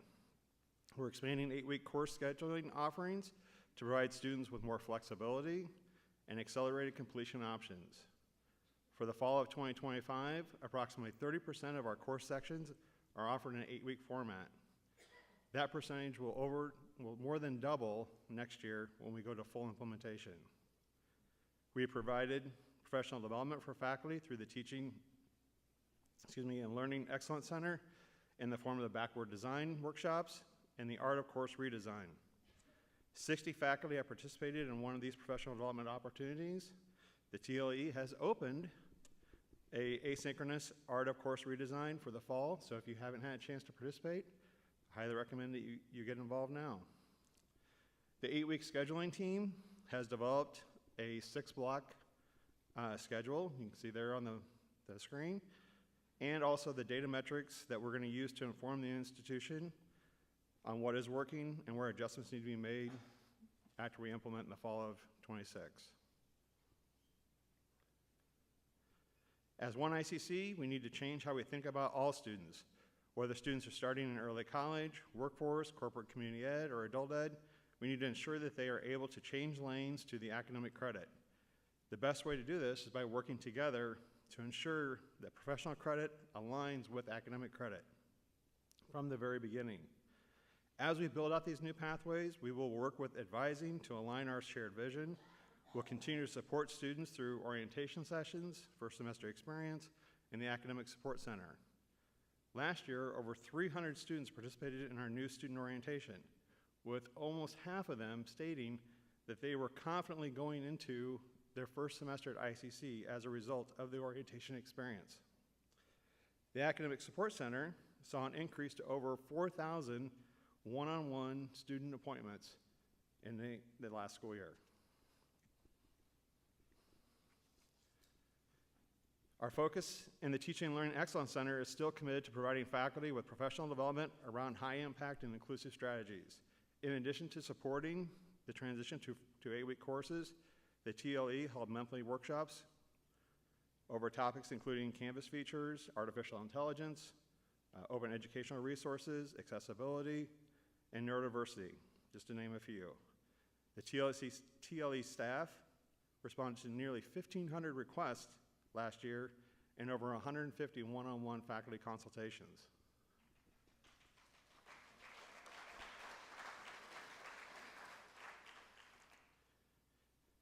Focusing on the data, as programs evaluate their disaggregated data, it is evident that interventions are necessary for some of our student populations. I want to thank Deans Oliver and Fenner on their work on bringing culture responsive teaching to our faculty. Through their efforts and with the work of faculty, we hope to close the equity gaps in achievement and course completion as we implement these new pedagogies. And lastly, this year we'll begin using our new tools for program viability and program vitality. With defined metrics and standards, we'll be able to determine what programs are needed in the community and best serve our students. The analysis includes metrics like wage comparisons for our region, regional job openings compared to completers from ICC and other institutions, and demonstrated need for post-secondary education or market credentials expected for hiring. Faculty will play a central role in program review, curriculum mapping, and assessment cycles to support these efforts. We will use data to drive academic planning and resource allocation. Transparency and accountability will be the standard for measuring our success. These goals are interconnected. They're not separate projects, they're part of the unified strategy to advance One ICC. Now I'd like to invite up Faculty Forum President, Mr. Todd Fortier. He had some questions for me.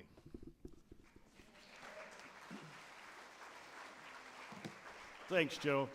As much as I love a very finely crafted PowerPoint, I thought it'd be best if we answered some of the questions that are on everybody's mind here at ICC. We sat here last year, and as we were hearing a lot of words, about the academic plan from your predecessor. How do you see us sailing forward?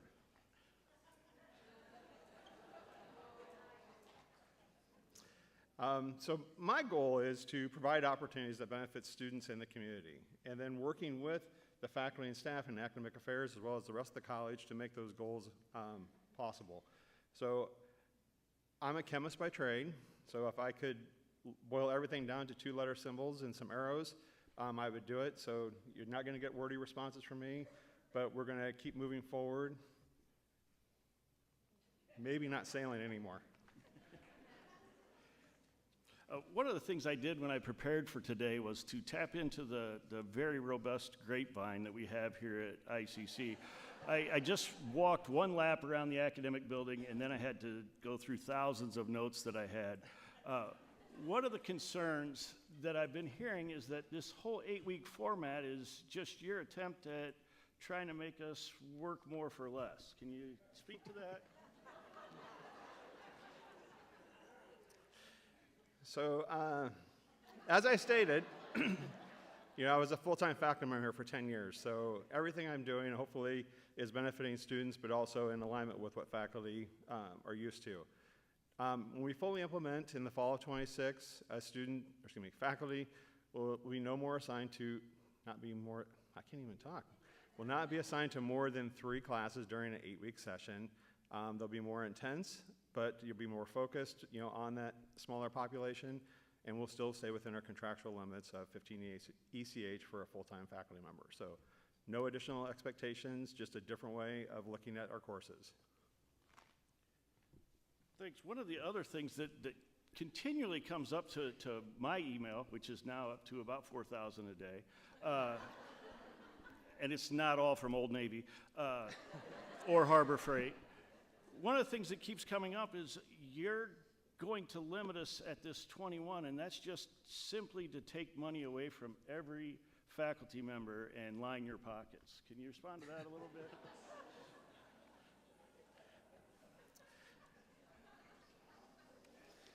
So, as you know, the faculty have negotiated a contract in which it states that the maximum teaching load for faculty, or maximum load for faculty, is 21 ECH. My goal is to be able to honor that contractual agreement that we have as much as possible.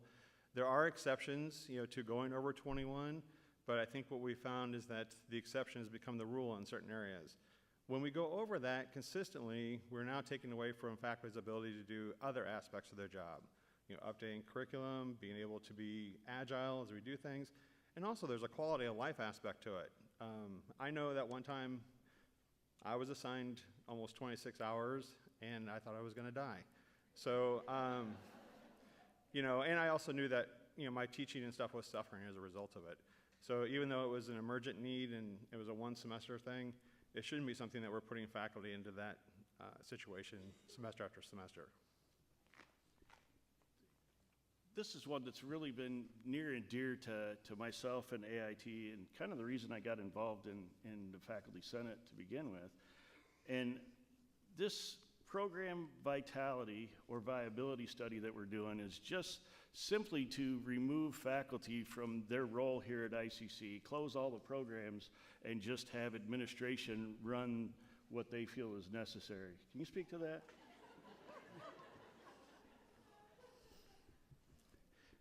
You're spot on.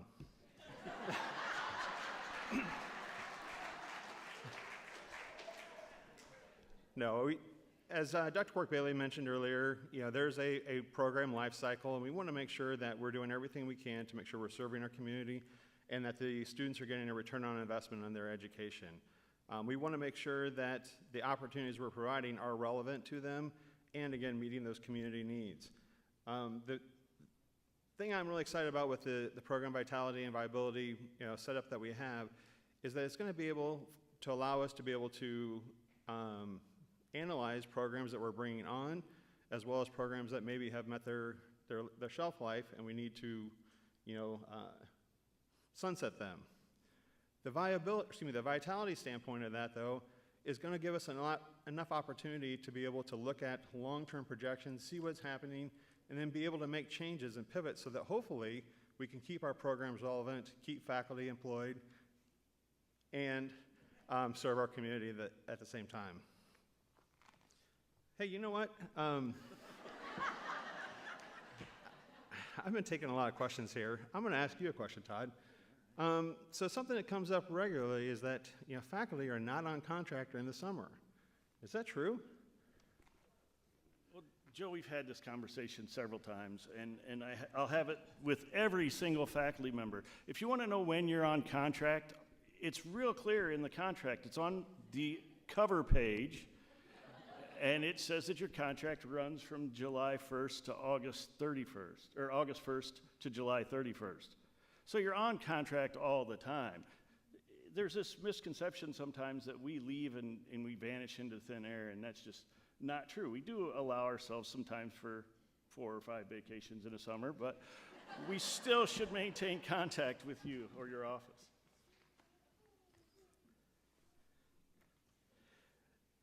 Well, I want to just close here real quickly and turn it over. Our programs depend on collaborating, open dialogue, and an open and collective commitment to student achievement. I'm looking forward to working with each and every one of you to strive to meet those needs for our community that we serve. And let me introduce Dr. John C. Knighty with our headlining program, the ICC Student Panel. Thank you.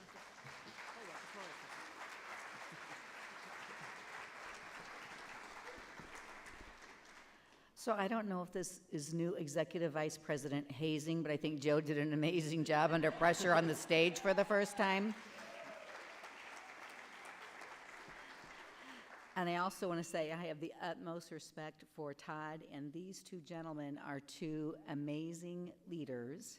And to be able to have this exchange and to have this conversation the way they did, I just think it bodes very well for them and for our future. And I just wanted to thank them for what just happened. And then I will introduce all of our students and John C. Knighty.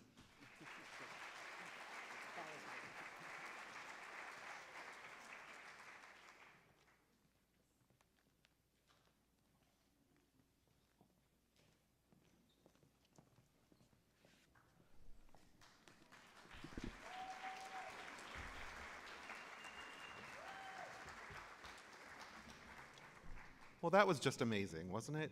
Let's give them another round of applause.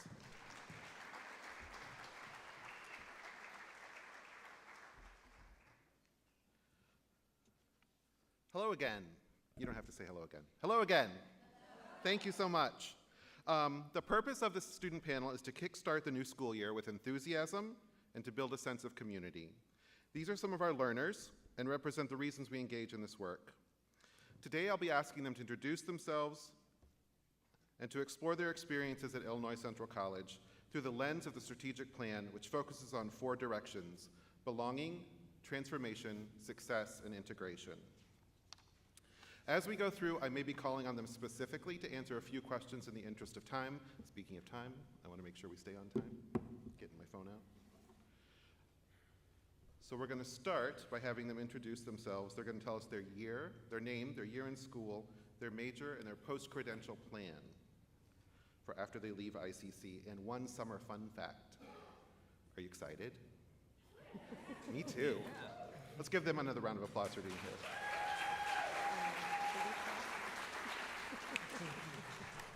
Also, they're a little bit nervous, so please be super kind. And if I think they're being funny and you're not laughing, I may cue you to laugh. All right. Scott, we're going to start with you.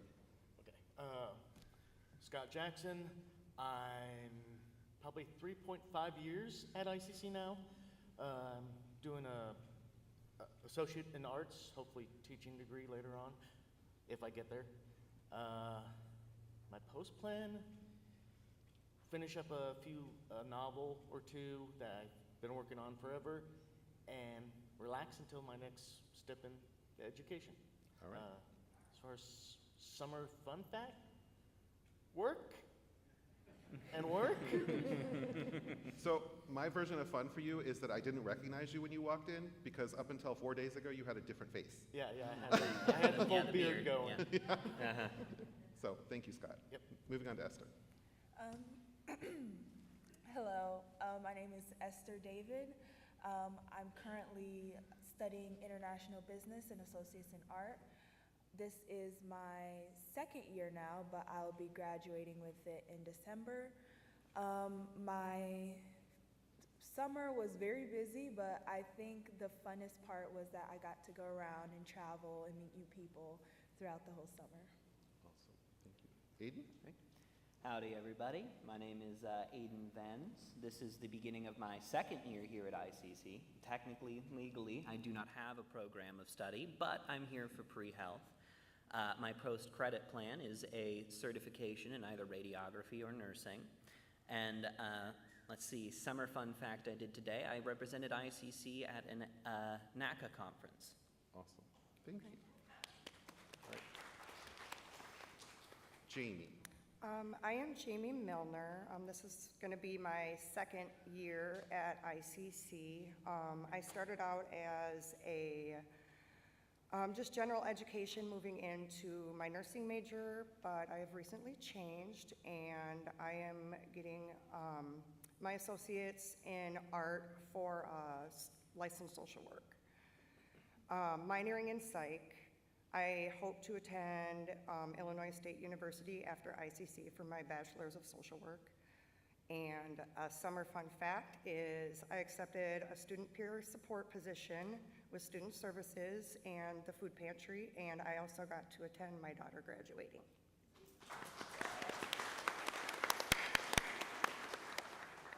Ken? Hello, everyone. My name is Kenwan Halliburton. This is my first year, second semester. I just started in the spring of 25. I'm a business major.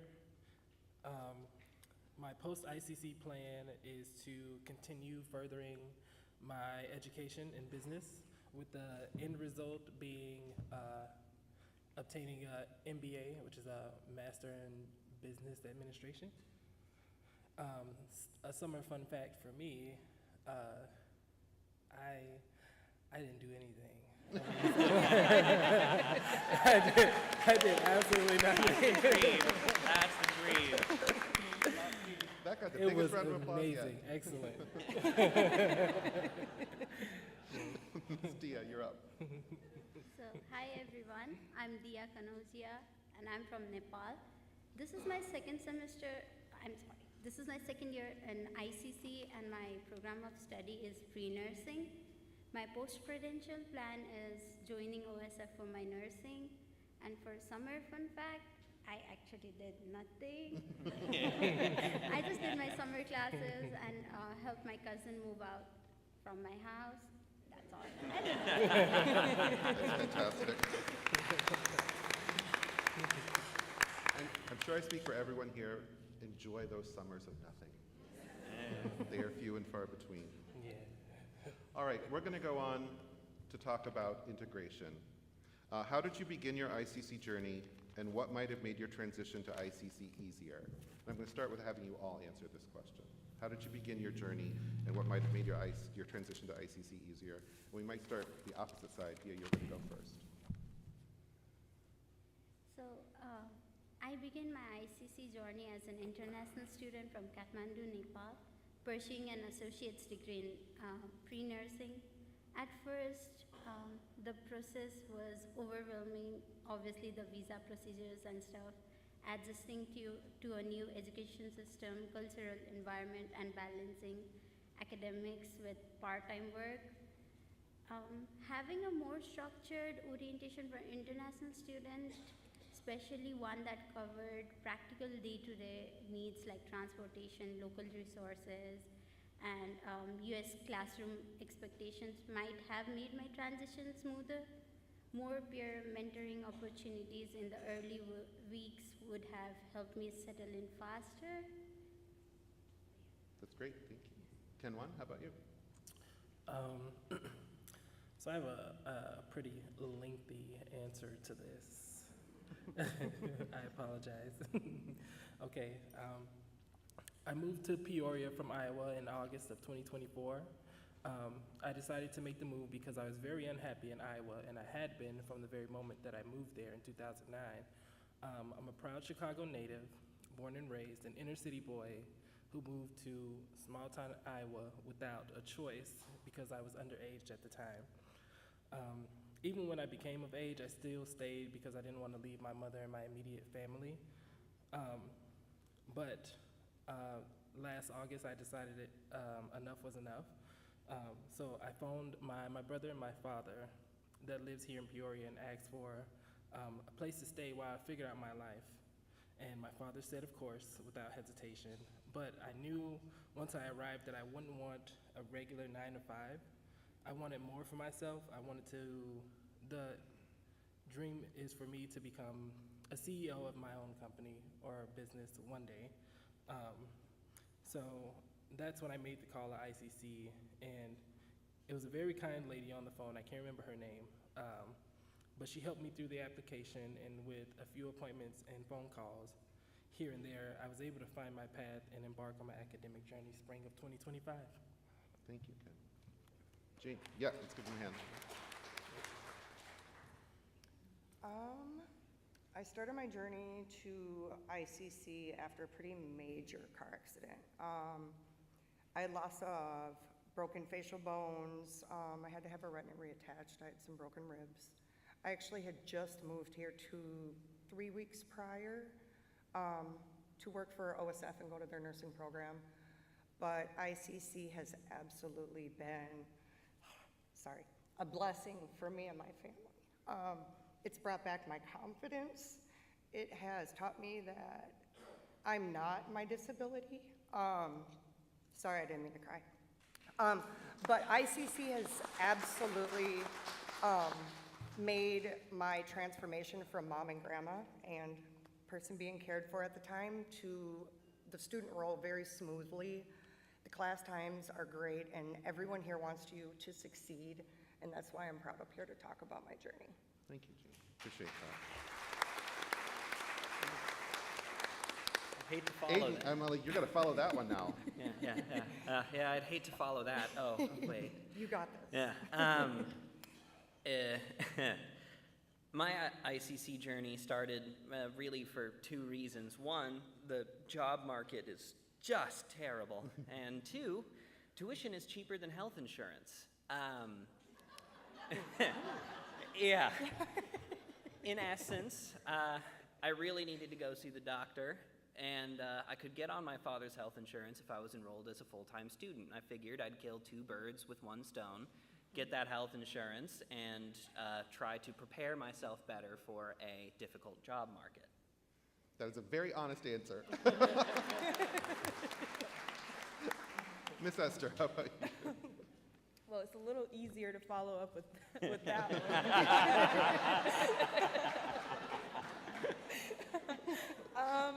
So my journey began like 2024, right before I graduated high school.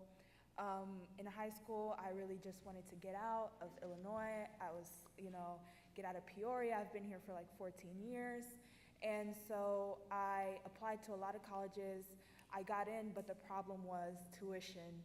And so, like the scholarships I were getting was not good enough. And because I'm technically an international student, it didn't just work out for me. So one option was Illinois Central College. And I remember I always say this, I was like, I did not want to come here. But it's like 5 minutes away. It's not like I have to stay at home. Like there's no point in getting an apartment or anything. But when I came here and I started integrating myself into the environment, into programs, into the people, the students, the faculty, the staff, the teachers, I really found my place here.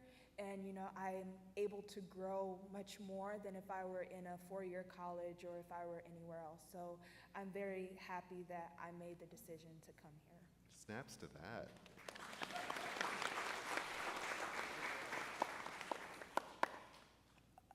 Part of me wants to explain the long one, but I probably don't have that much time. Thank you, Scott. I technically have taken the long way round to ICC.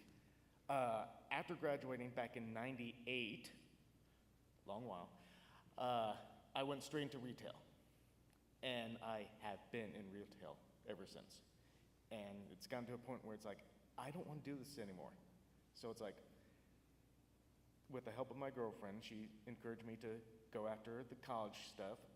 And it's like, okay, I'll give it a shot, even though, I still don't think I'm smart enough to be here.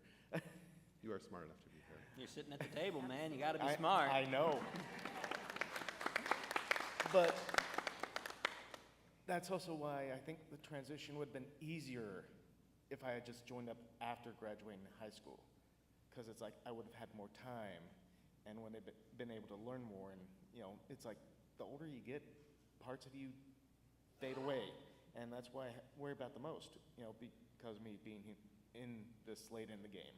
So we're grateful you're here. Yeah. Let's give Scott a round of applause.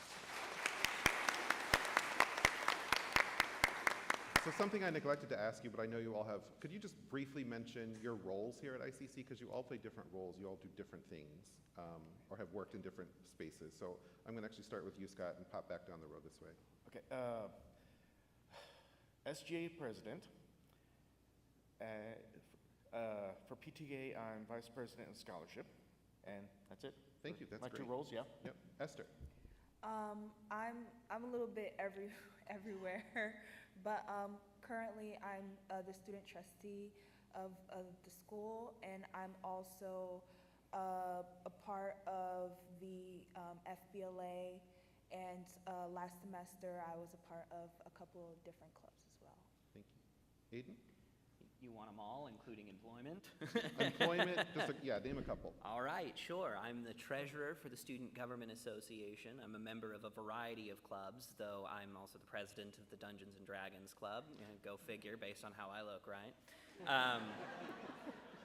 Additionally, I have, I think, 3 jobs on campus at this point, with counseling, library, new student orientation. I do a little bit of everything on campus. Awesome, thank you. Dungeons Dragons. Jamie? I just recently went through training for peer support. So I work in the counseling office, and I also help with the Peoria Food Pantry. Thank you. Ken-Wan?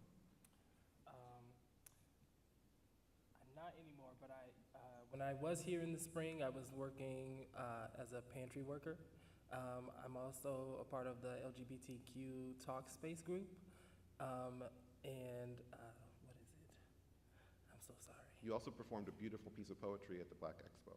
I did. I do write poetry. I want to say I'm okay. I performed in drag for the Pink Pony Prom here at ICC. Thank you.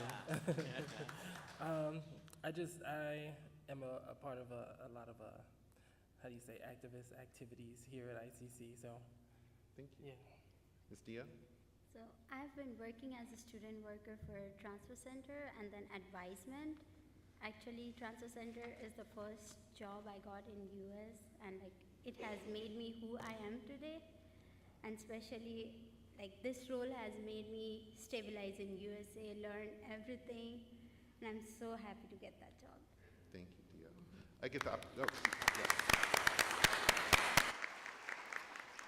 I often get the opportunity to hear Dia on the phone with families and students, and she does a fantastic job. So thank you, Dia, for that. We're going to move on to the next question, and I'm going to ask everybody to answer this one. How could we increase a sense of belonging at ICC? And Scott, I'm going to start with you again. Oh, boy.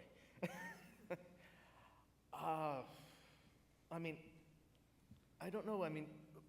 When I thought about this question that you gave me, I was like, well, what can I base it off of besides myself being an older student? But I see all kinds of students here on the campus and on the marketing for the campus. So it's like, I don't know. I can't think of anything to help increase it because it's already out there. So we're doing a fantastic job. Yeah. Okay. Yeah. Thank you. Esther, how about from your perspective? I do agree we're doing a fantastic job, but I think mostly in order to increase belonging, we have to focus on the students themselves. Like one thing that we're trying to do with SGA and CAB, Campus Activity Boards, is trying to do more activities in which more students can come together and form that family, that community. because I think in order to increase belonging, we have to increase community. And so the first way to start is with the students, grabbing their attention, grabbing their, minds, like, hey, you can do stuff. You don't have to just come here and go home. You can stay here and, build a more cohesive community. Thank you for that. Hayden, how about Okay. from your perspective? I definitely agree that the most important point to belonging is the people. I think that ICC does a fairly good job of it already, but certainly the most important point to my mind is allowing any communities that a student wants to have built here to flourish through the things like registered student organizations, through events that can be held here, and I think even more than that, belonging can be fostered through highlighting and focusing on the smaller classes and better integration that allows students to not only speak with their professors, their faculty, their administration more directly, but also their fellow student. Thank you. Jamie, how about from your perspective on belonging? Belonging for me looks a little bit different. I'm 41. I'll be 42 this year. So for me, it was oh my gosh, I'm going back to school with all these young kids, but it's. You're not alone. It wasn't You're really that at all. Every different group and every different age group, the sense of welcoming and almost like family in a way here. Even when it came to me or anyone else, if there's any issues with anywhere from housing to babysitting to, hey, you need someone to talk to, this school offers it, and not a lot of schools do that. Thank you. So for me, I think you guys are doing great. Thank you. Kenwan? I love how we've all had like the same experience almost. I feel very seen and included here at ICC. I participated in many different groups that cater to many different aspects, of who I am. From LGBTQ to Dungeons and Dragons to Black American celebration groups. ICC does a good job of including a lot of different groups of people and making them feel seen and heard. Thank you. In case you're tracking, Dungeons & Dragons, it's been mentioned twice already. Dia? We love Dungeons & Dragons. To be honest, I feel very much included. Like, I feel like I'm from here. I've been treated like I've been brought up and burned over here. But every people I've met, they made me feel like I belong over here. In college especially, I don't know how other colleges are here in US, but this college, like, it's much more about what I expected. Everybody here treats you like their own. They suggest stuff. Your supervisor, your coworkers, friends, everybody is there to help you. If you have any problems, there are people in counseling to help you. There are events going on. There are different stuffs helping you with your mental health. As far till now, I feel like ICC has done a very good job of including students with everything, helping them, and also helping with their own personal matters, especially with the counseling people. Oh, Esther, follow up. And I think one thing that also the college really does very well is not trying to limit the students. I think that they spend a lot of time trying to allow the students to be themselves. That's why we have, all these different clubs and organizations in which everyone, if you don't want to be in such a big group of people like all together, you can still find your own small space, small corner where you feel like you belong. Actually, that was very important for me. I attended a 4U university before I came to ICC, and I have found the smaller classes, the smaller community to be significantly more approachable and thus significantly more accessible. Thank you. Thank you. We're going to move on to our next question around transformation. How do our current structures, such as class scheduling, online and in-person learning, office hours, etc., impact your work/home life and your post-ICC plans? We're going to start in the middle with Jamie. ICC has made it really easy for me as a parent. In 2023 was when me and my then 10-year-old daughter moved here, just me and her. So it's my class schedules, the classes within my major, everything has been able to work around my daughter, which for me is my world. You know, we came here by ourselves. So the number one thing that I can say is the variety of class hours and the way that you can attend your classes. It's been absolutely amazing. So I can go to school and my baby girl can go to school as well. Awesome, thank you. Aiden, how about from you? Well, I won't claim to have a work-life balance, like I said, 3 jobs. But really, the fact of the matter is that I'm able to do that, to seek employment, to get almost the maximum number of hours possible, and still take a full course load speaks very well to the flexibility offered here at ICC. Thank you. Esther, the last word on this one? Yes, I absolutely agree. And also, like, although I don't have work, I do like to get myself into a lot of different things and different organizations. And of course, the one thing that comes with that is different meeting times.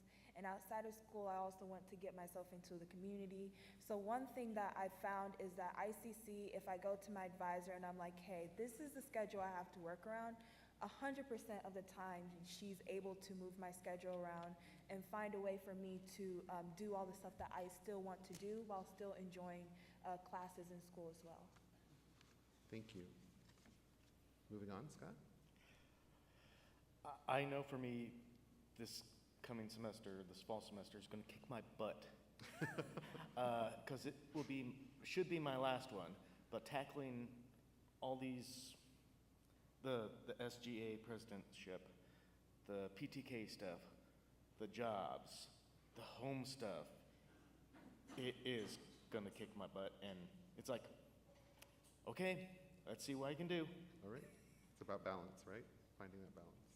Ms. Dia? The flexibility of ICC's class scheduling with both online and in-person option has made it possible for me to balance work, academics, and personal responsibilities. However, as a student worker, it can still be hard to match my work schedule with class and professor office hours, especially for courses that require extra help. More evening or weekend academic support could make a big difference. This flexibility and skill building has prepared me to manage my time well, which will be essential for my nursing school and my future career. Get the last word. I think the way things run here at ICC are perfect. The staff are phenomenal and attentive. My student advisor, and if I may give a shout out to Penny Sonberger, has been there. Yes, she's phenomenal. She's amazing.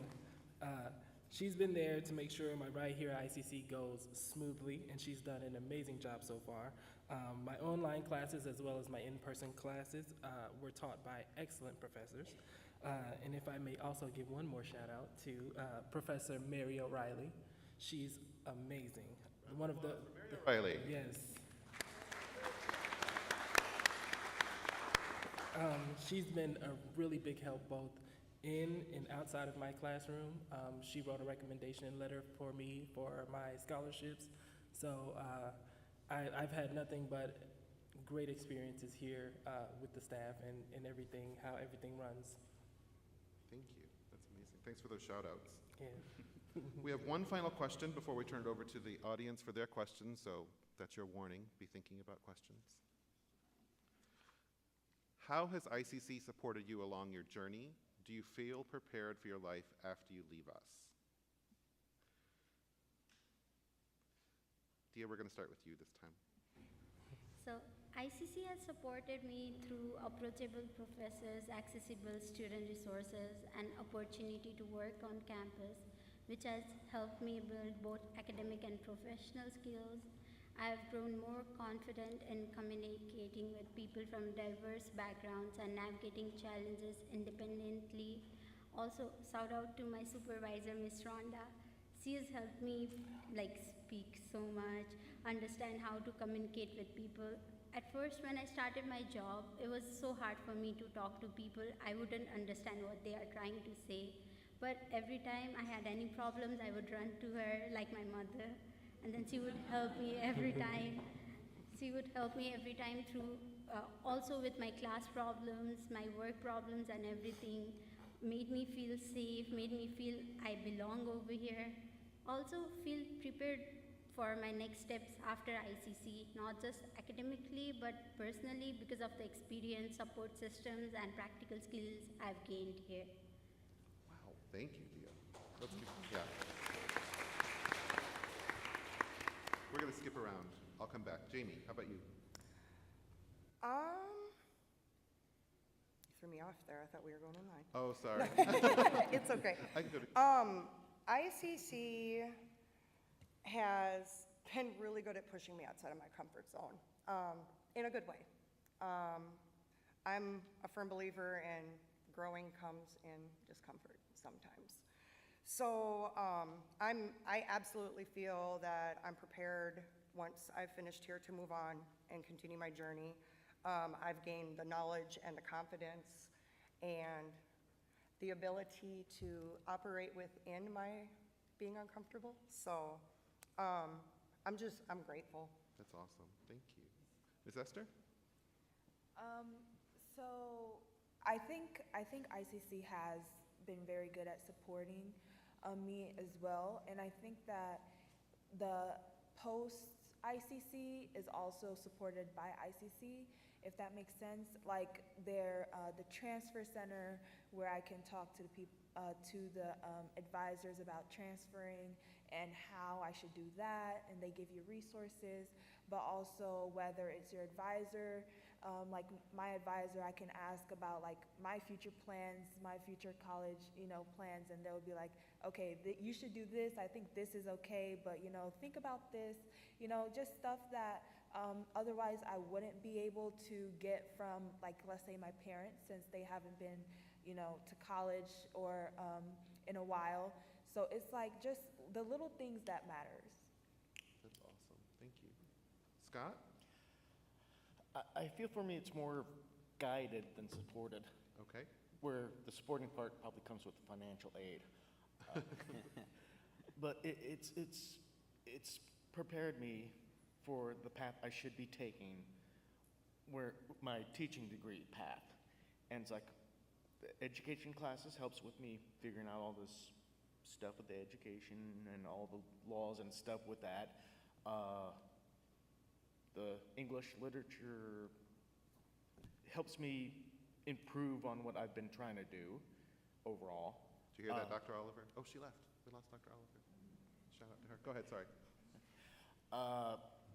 But honestly, as much as I'm prepared for the next area that I go to, whether it's whichever university, it's like, I'm prepared for that, but I also have to be careful in case I can't go there, in case something in life happens.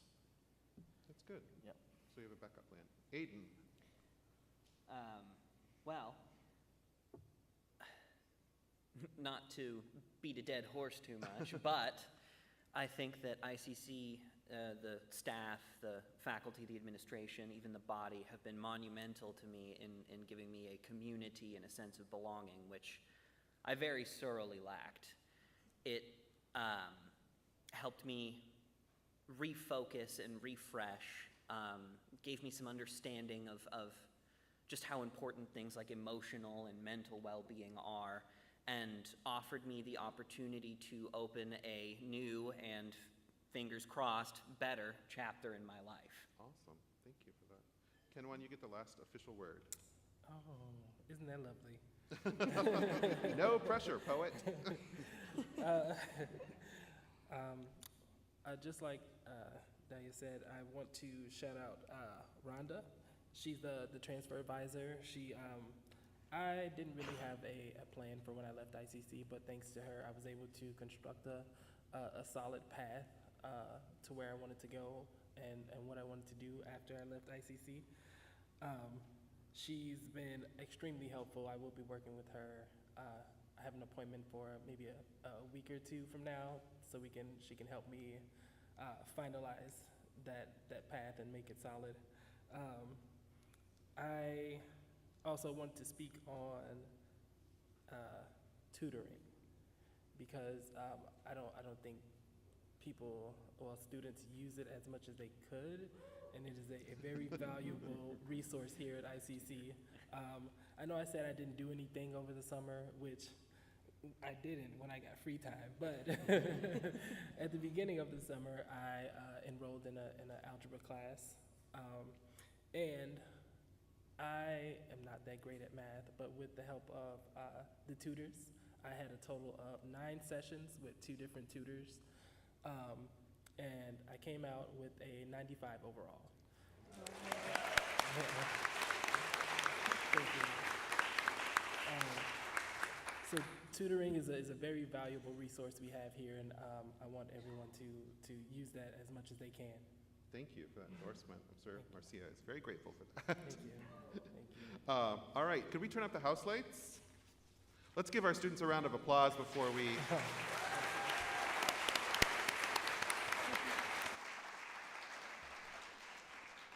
We have a few minutes left to answer questions from the ICC community to our student panel. And there's a microphone right here, or yes, you can shout it out and I'll repeat it for everyone.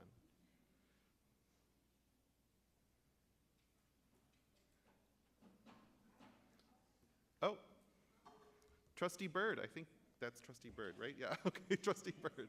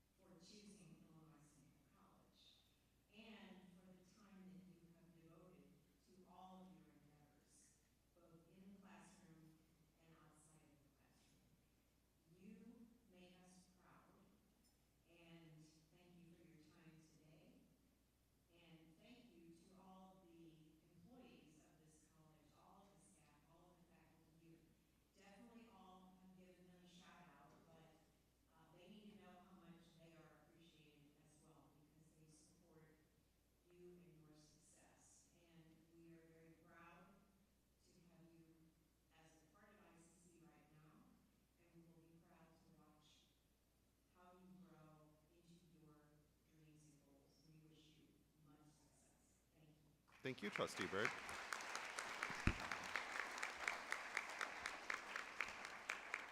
We have a question. Maybe tell us who you are.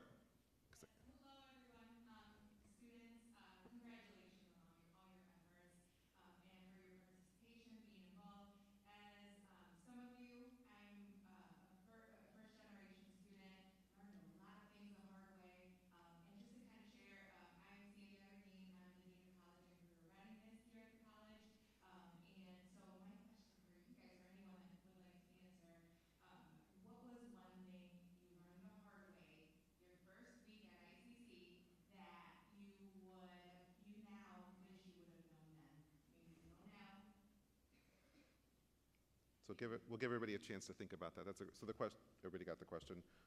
Something you're ready to go, Jamie. Honestly, I'm just going to go off of from where he left off is the tutoring. Okay. I didn't utilize tutoring until this summer, and it's a saving grace. I don't really think it is talked about enough. People are out there trying to get it out there, but the tutoring center, it has walk-in hours, it has scheduled hours. They really, really work with you, and they definitely helped me get through the summer. Awesome, thank you. Other answers? Scott? I was gonna say, my first week here, I was like, well, technically this is every semester that I start over. It's like, where am I going? Is there a map? Awesome. Yeah. There are maps. Yeah. There's a lot of them now. There are. A lot of maps. Other answers to that question, that very good question. Something you wish you had known your first week.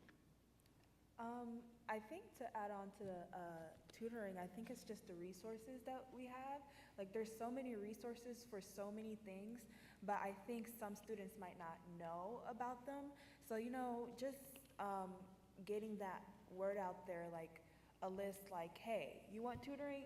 you can have it. You want counseling, you can have it. You want all these things, you can have it. And I think that that's one thing I think the college has done really good at so far. Thank you. All right. Thank you, and thank you, Sandy, for that very good question. Next question.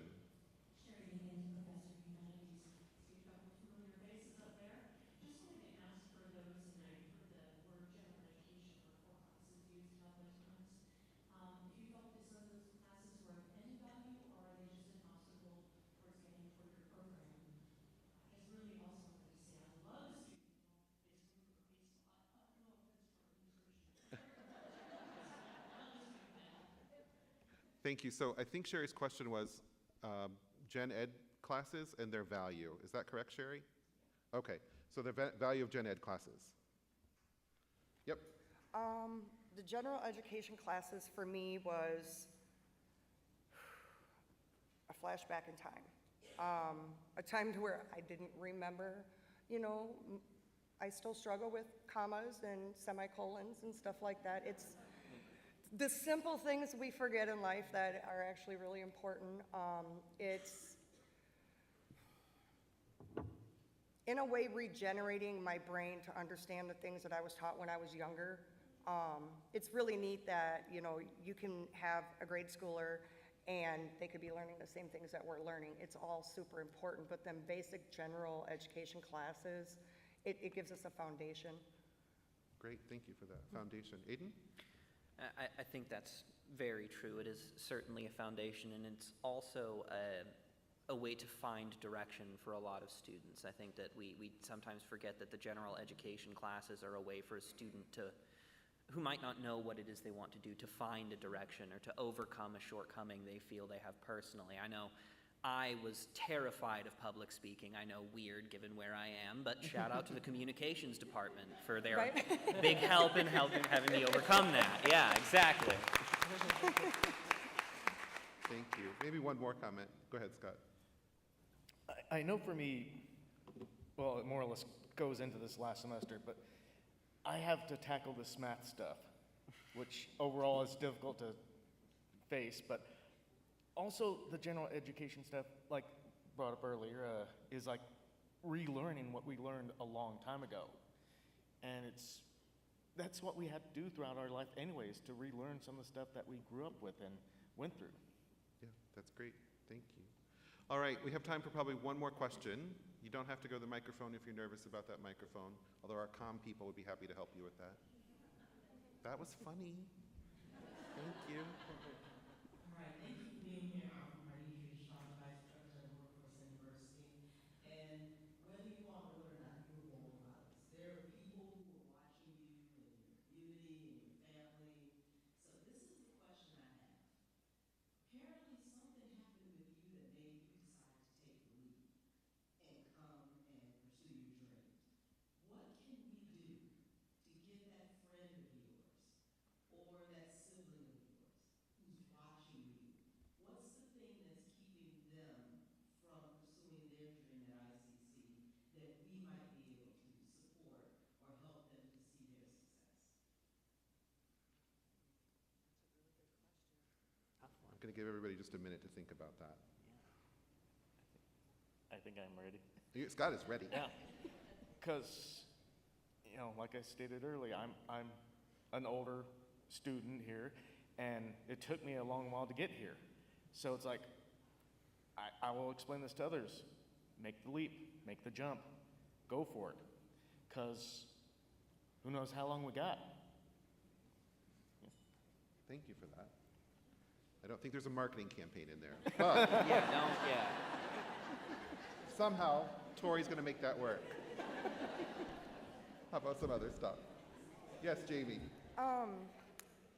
Well, at least with my generation right now, I actually have a 27-year-old, a 23-year-old, and an 11-year-old. So for me, my 11-year-old is ecstatic to start college because she sees everything I'm doing and she's so excited. My 27-year-old just graduated this summer with her general education diploma. Leading by example is absolutely a thing. And I feel that maybe some of the setbacks could be, you know, work schedules. Sometimes people go to college where they don't have family, so they don't have a lot of that support. But ICC, you know, I just learned that they got the daycare that can help out. They have a lot of different things. So I would just say advertising the services that are offered here is alone going to pull in some more people, because you guys have the supported services that a lot of schools don't really have. That's awesome. Thank you. Thanks for building on that. Aiden? Yeah, you go Okay. first. Perhaps it sounds odd to say, but I think that the most important point is commitment. We will often come upon decisions in life, big and small, and we really cannot tell where they'll lead us. We don't know the impact they'll have. We don't know where that will make the river of our life turn. But to me, the most important thing when making any of those decisions is to commit to any decision you make as best you can. Thank you. Anybody else? Kenwan? I just wanted to speak on the daycare. I didn't know we had a daycare here. Oh, okay. That's one thing that's stopping my cousin We got from going daycare to school. Huh? We got Yeah, no. I just found out. It's crazy. I don't think We she just knows recruited that. somebody else right now. So I'll be sure to let her know, because Please do. that's one big obstacle that she has, is she has a child, and she can't work, go to school, and be a mom at the same time. So I think the daycare is a really good resource for her, so I'll definitely let her know. Thank you. Ms. Diaz? Yeah, so I think also the awareness, only many international students do not know that ICC takes international students in. When I started my ICC journey and I shared that with my friends, they were shocked saying community colleges also have international students.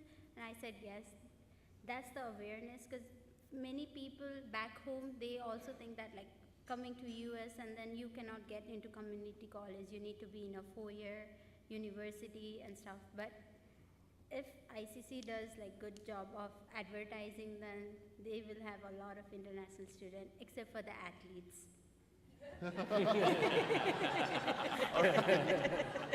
I feel like that's not a good note to end on, but shout out to the Cougars. Go Cougars! I want to thank you all for spending some time with us this morning. Aren't they amazing? This is why we do this work.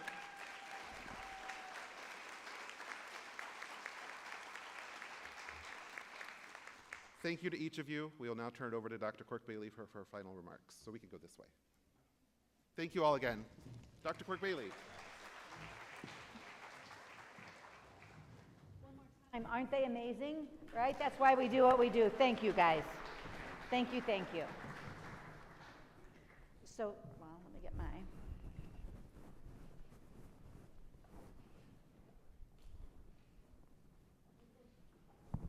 So, a lot going on for the rest of the week. Here is a QR code that you can scan. I think we're doing something at Obed and Isaac's tomorrow night, which sounds, I don't know about you guys, sounds a little interesting to me. So check it out, and I hope you continue to join us through the rest of the week. Our TGIF celebration is coming up on September 5th. As you know, a couple of years ago, we moved that out a little bit because there are, believe it or not, people in this institution, like, everyone in student services and faculty who are really busy this week. So this may not be the week to take a breather. So we put it out a couple of weeks. Come and enjoy the community and each other as we all move forward together. It's important to take time to celebrate each other and the things we do together. And then just a couple of things as we close. I truly believe, and hope you believe, that our plan for the ICC Superhighway really does provide an architecture that we can all build from and move together on. You know, the world's a little crazy right now. Things are going to continue to change, right? We get executive orders from, right, DC on an ongoing basis that change who we might serve or how we might serve or when we might serve. We have Our state will likely be passing the Community College Baccalaureate soon. Are we going to become a baccalaureate institution? Workforce Pell just passed, so how might we repackage some of what we do so more students of poverty can get through our programs? I mean, the list just goes on, right? So you can never have a plan that gives you everything. But I do believe we now have the architecture to continue to change and grow, right? To take advantage of or respond to what might be coming our way in ways that we can continue to have our students be successful, our community be successful, and all of us to be successful. So, as you probably have heard, this is my last celebration of learning. So I feel really good about sort of where we are. We'll have a new president come in. We'll just have implemented 8 weeks. There are just so many wonderful things going on that will make this transition and be very strong. And I can't be more delighted that the leadership for you for next semester is our very own Bruce Buddy, who is just amazing and will continue to provide leadership that takes us to the next level.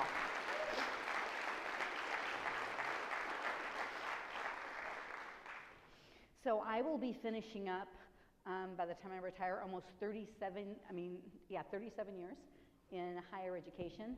I could not be more delighted that I got to spend the last 10 or so years of that with you. It has been the honor of a lifetime to serve with you and to serve this community and our students and have us all move forward together. So I want to say thank you for that. Continue to join with us and collaborate as we all build this infrastructure that's going to serve this institution so well into the future. I wish you all an amazing celebration of Learning Week as well as semester, and we hope to see you either tomorrow night or on September 5th. Thank you very much and have a great day.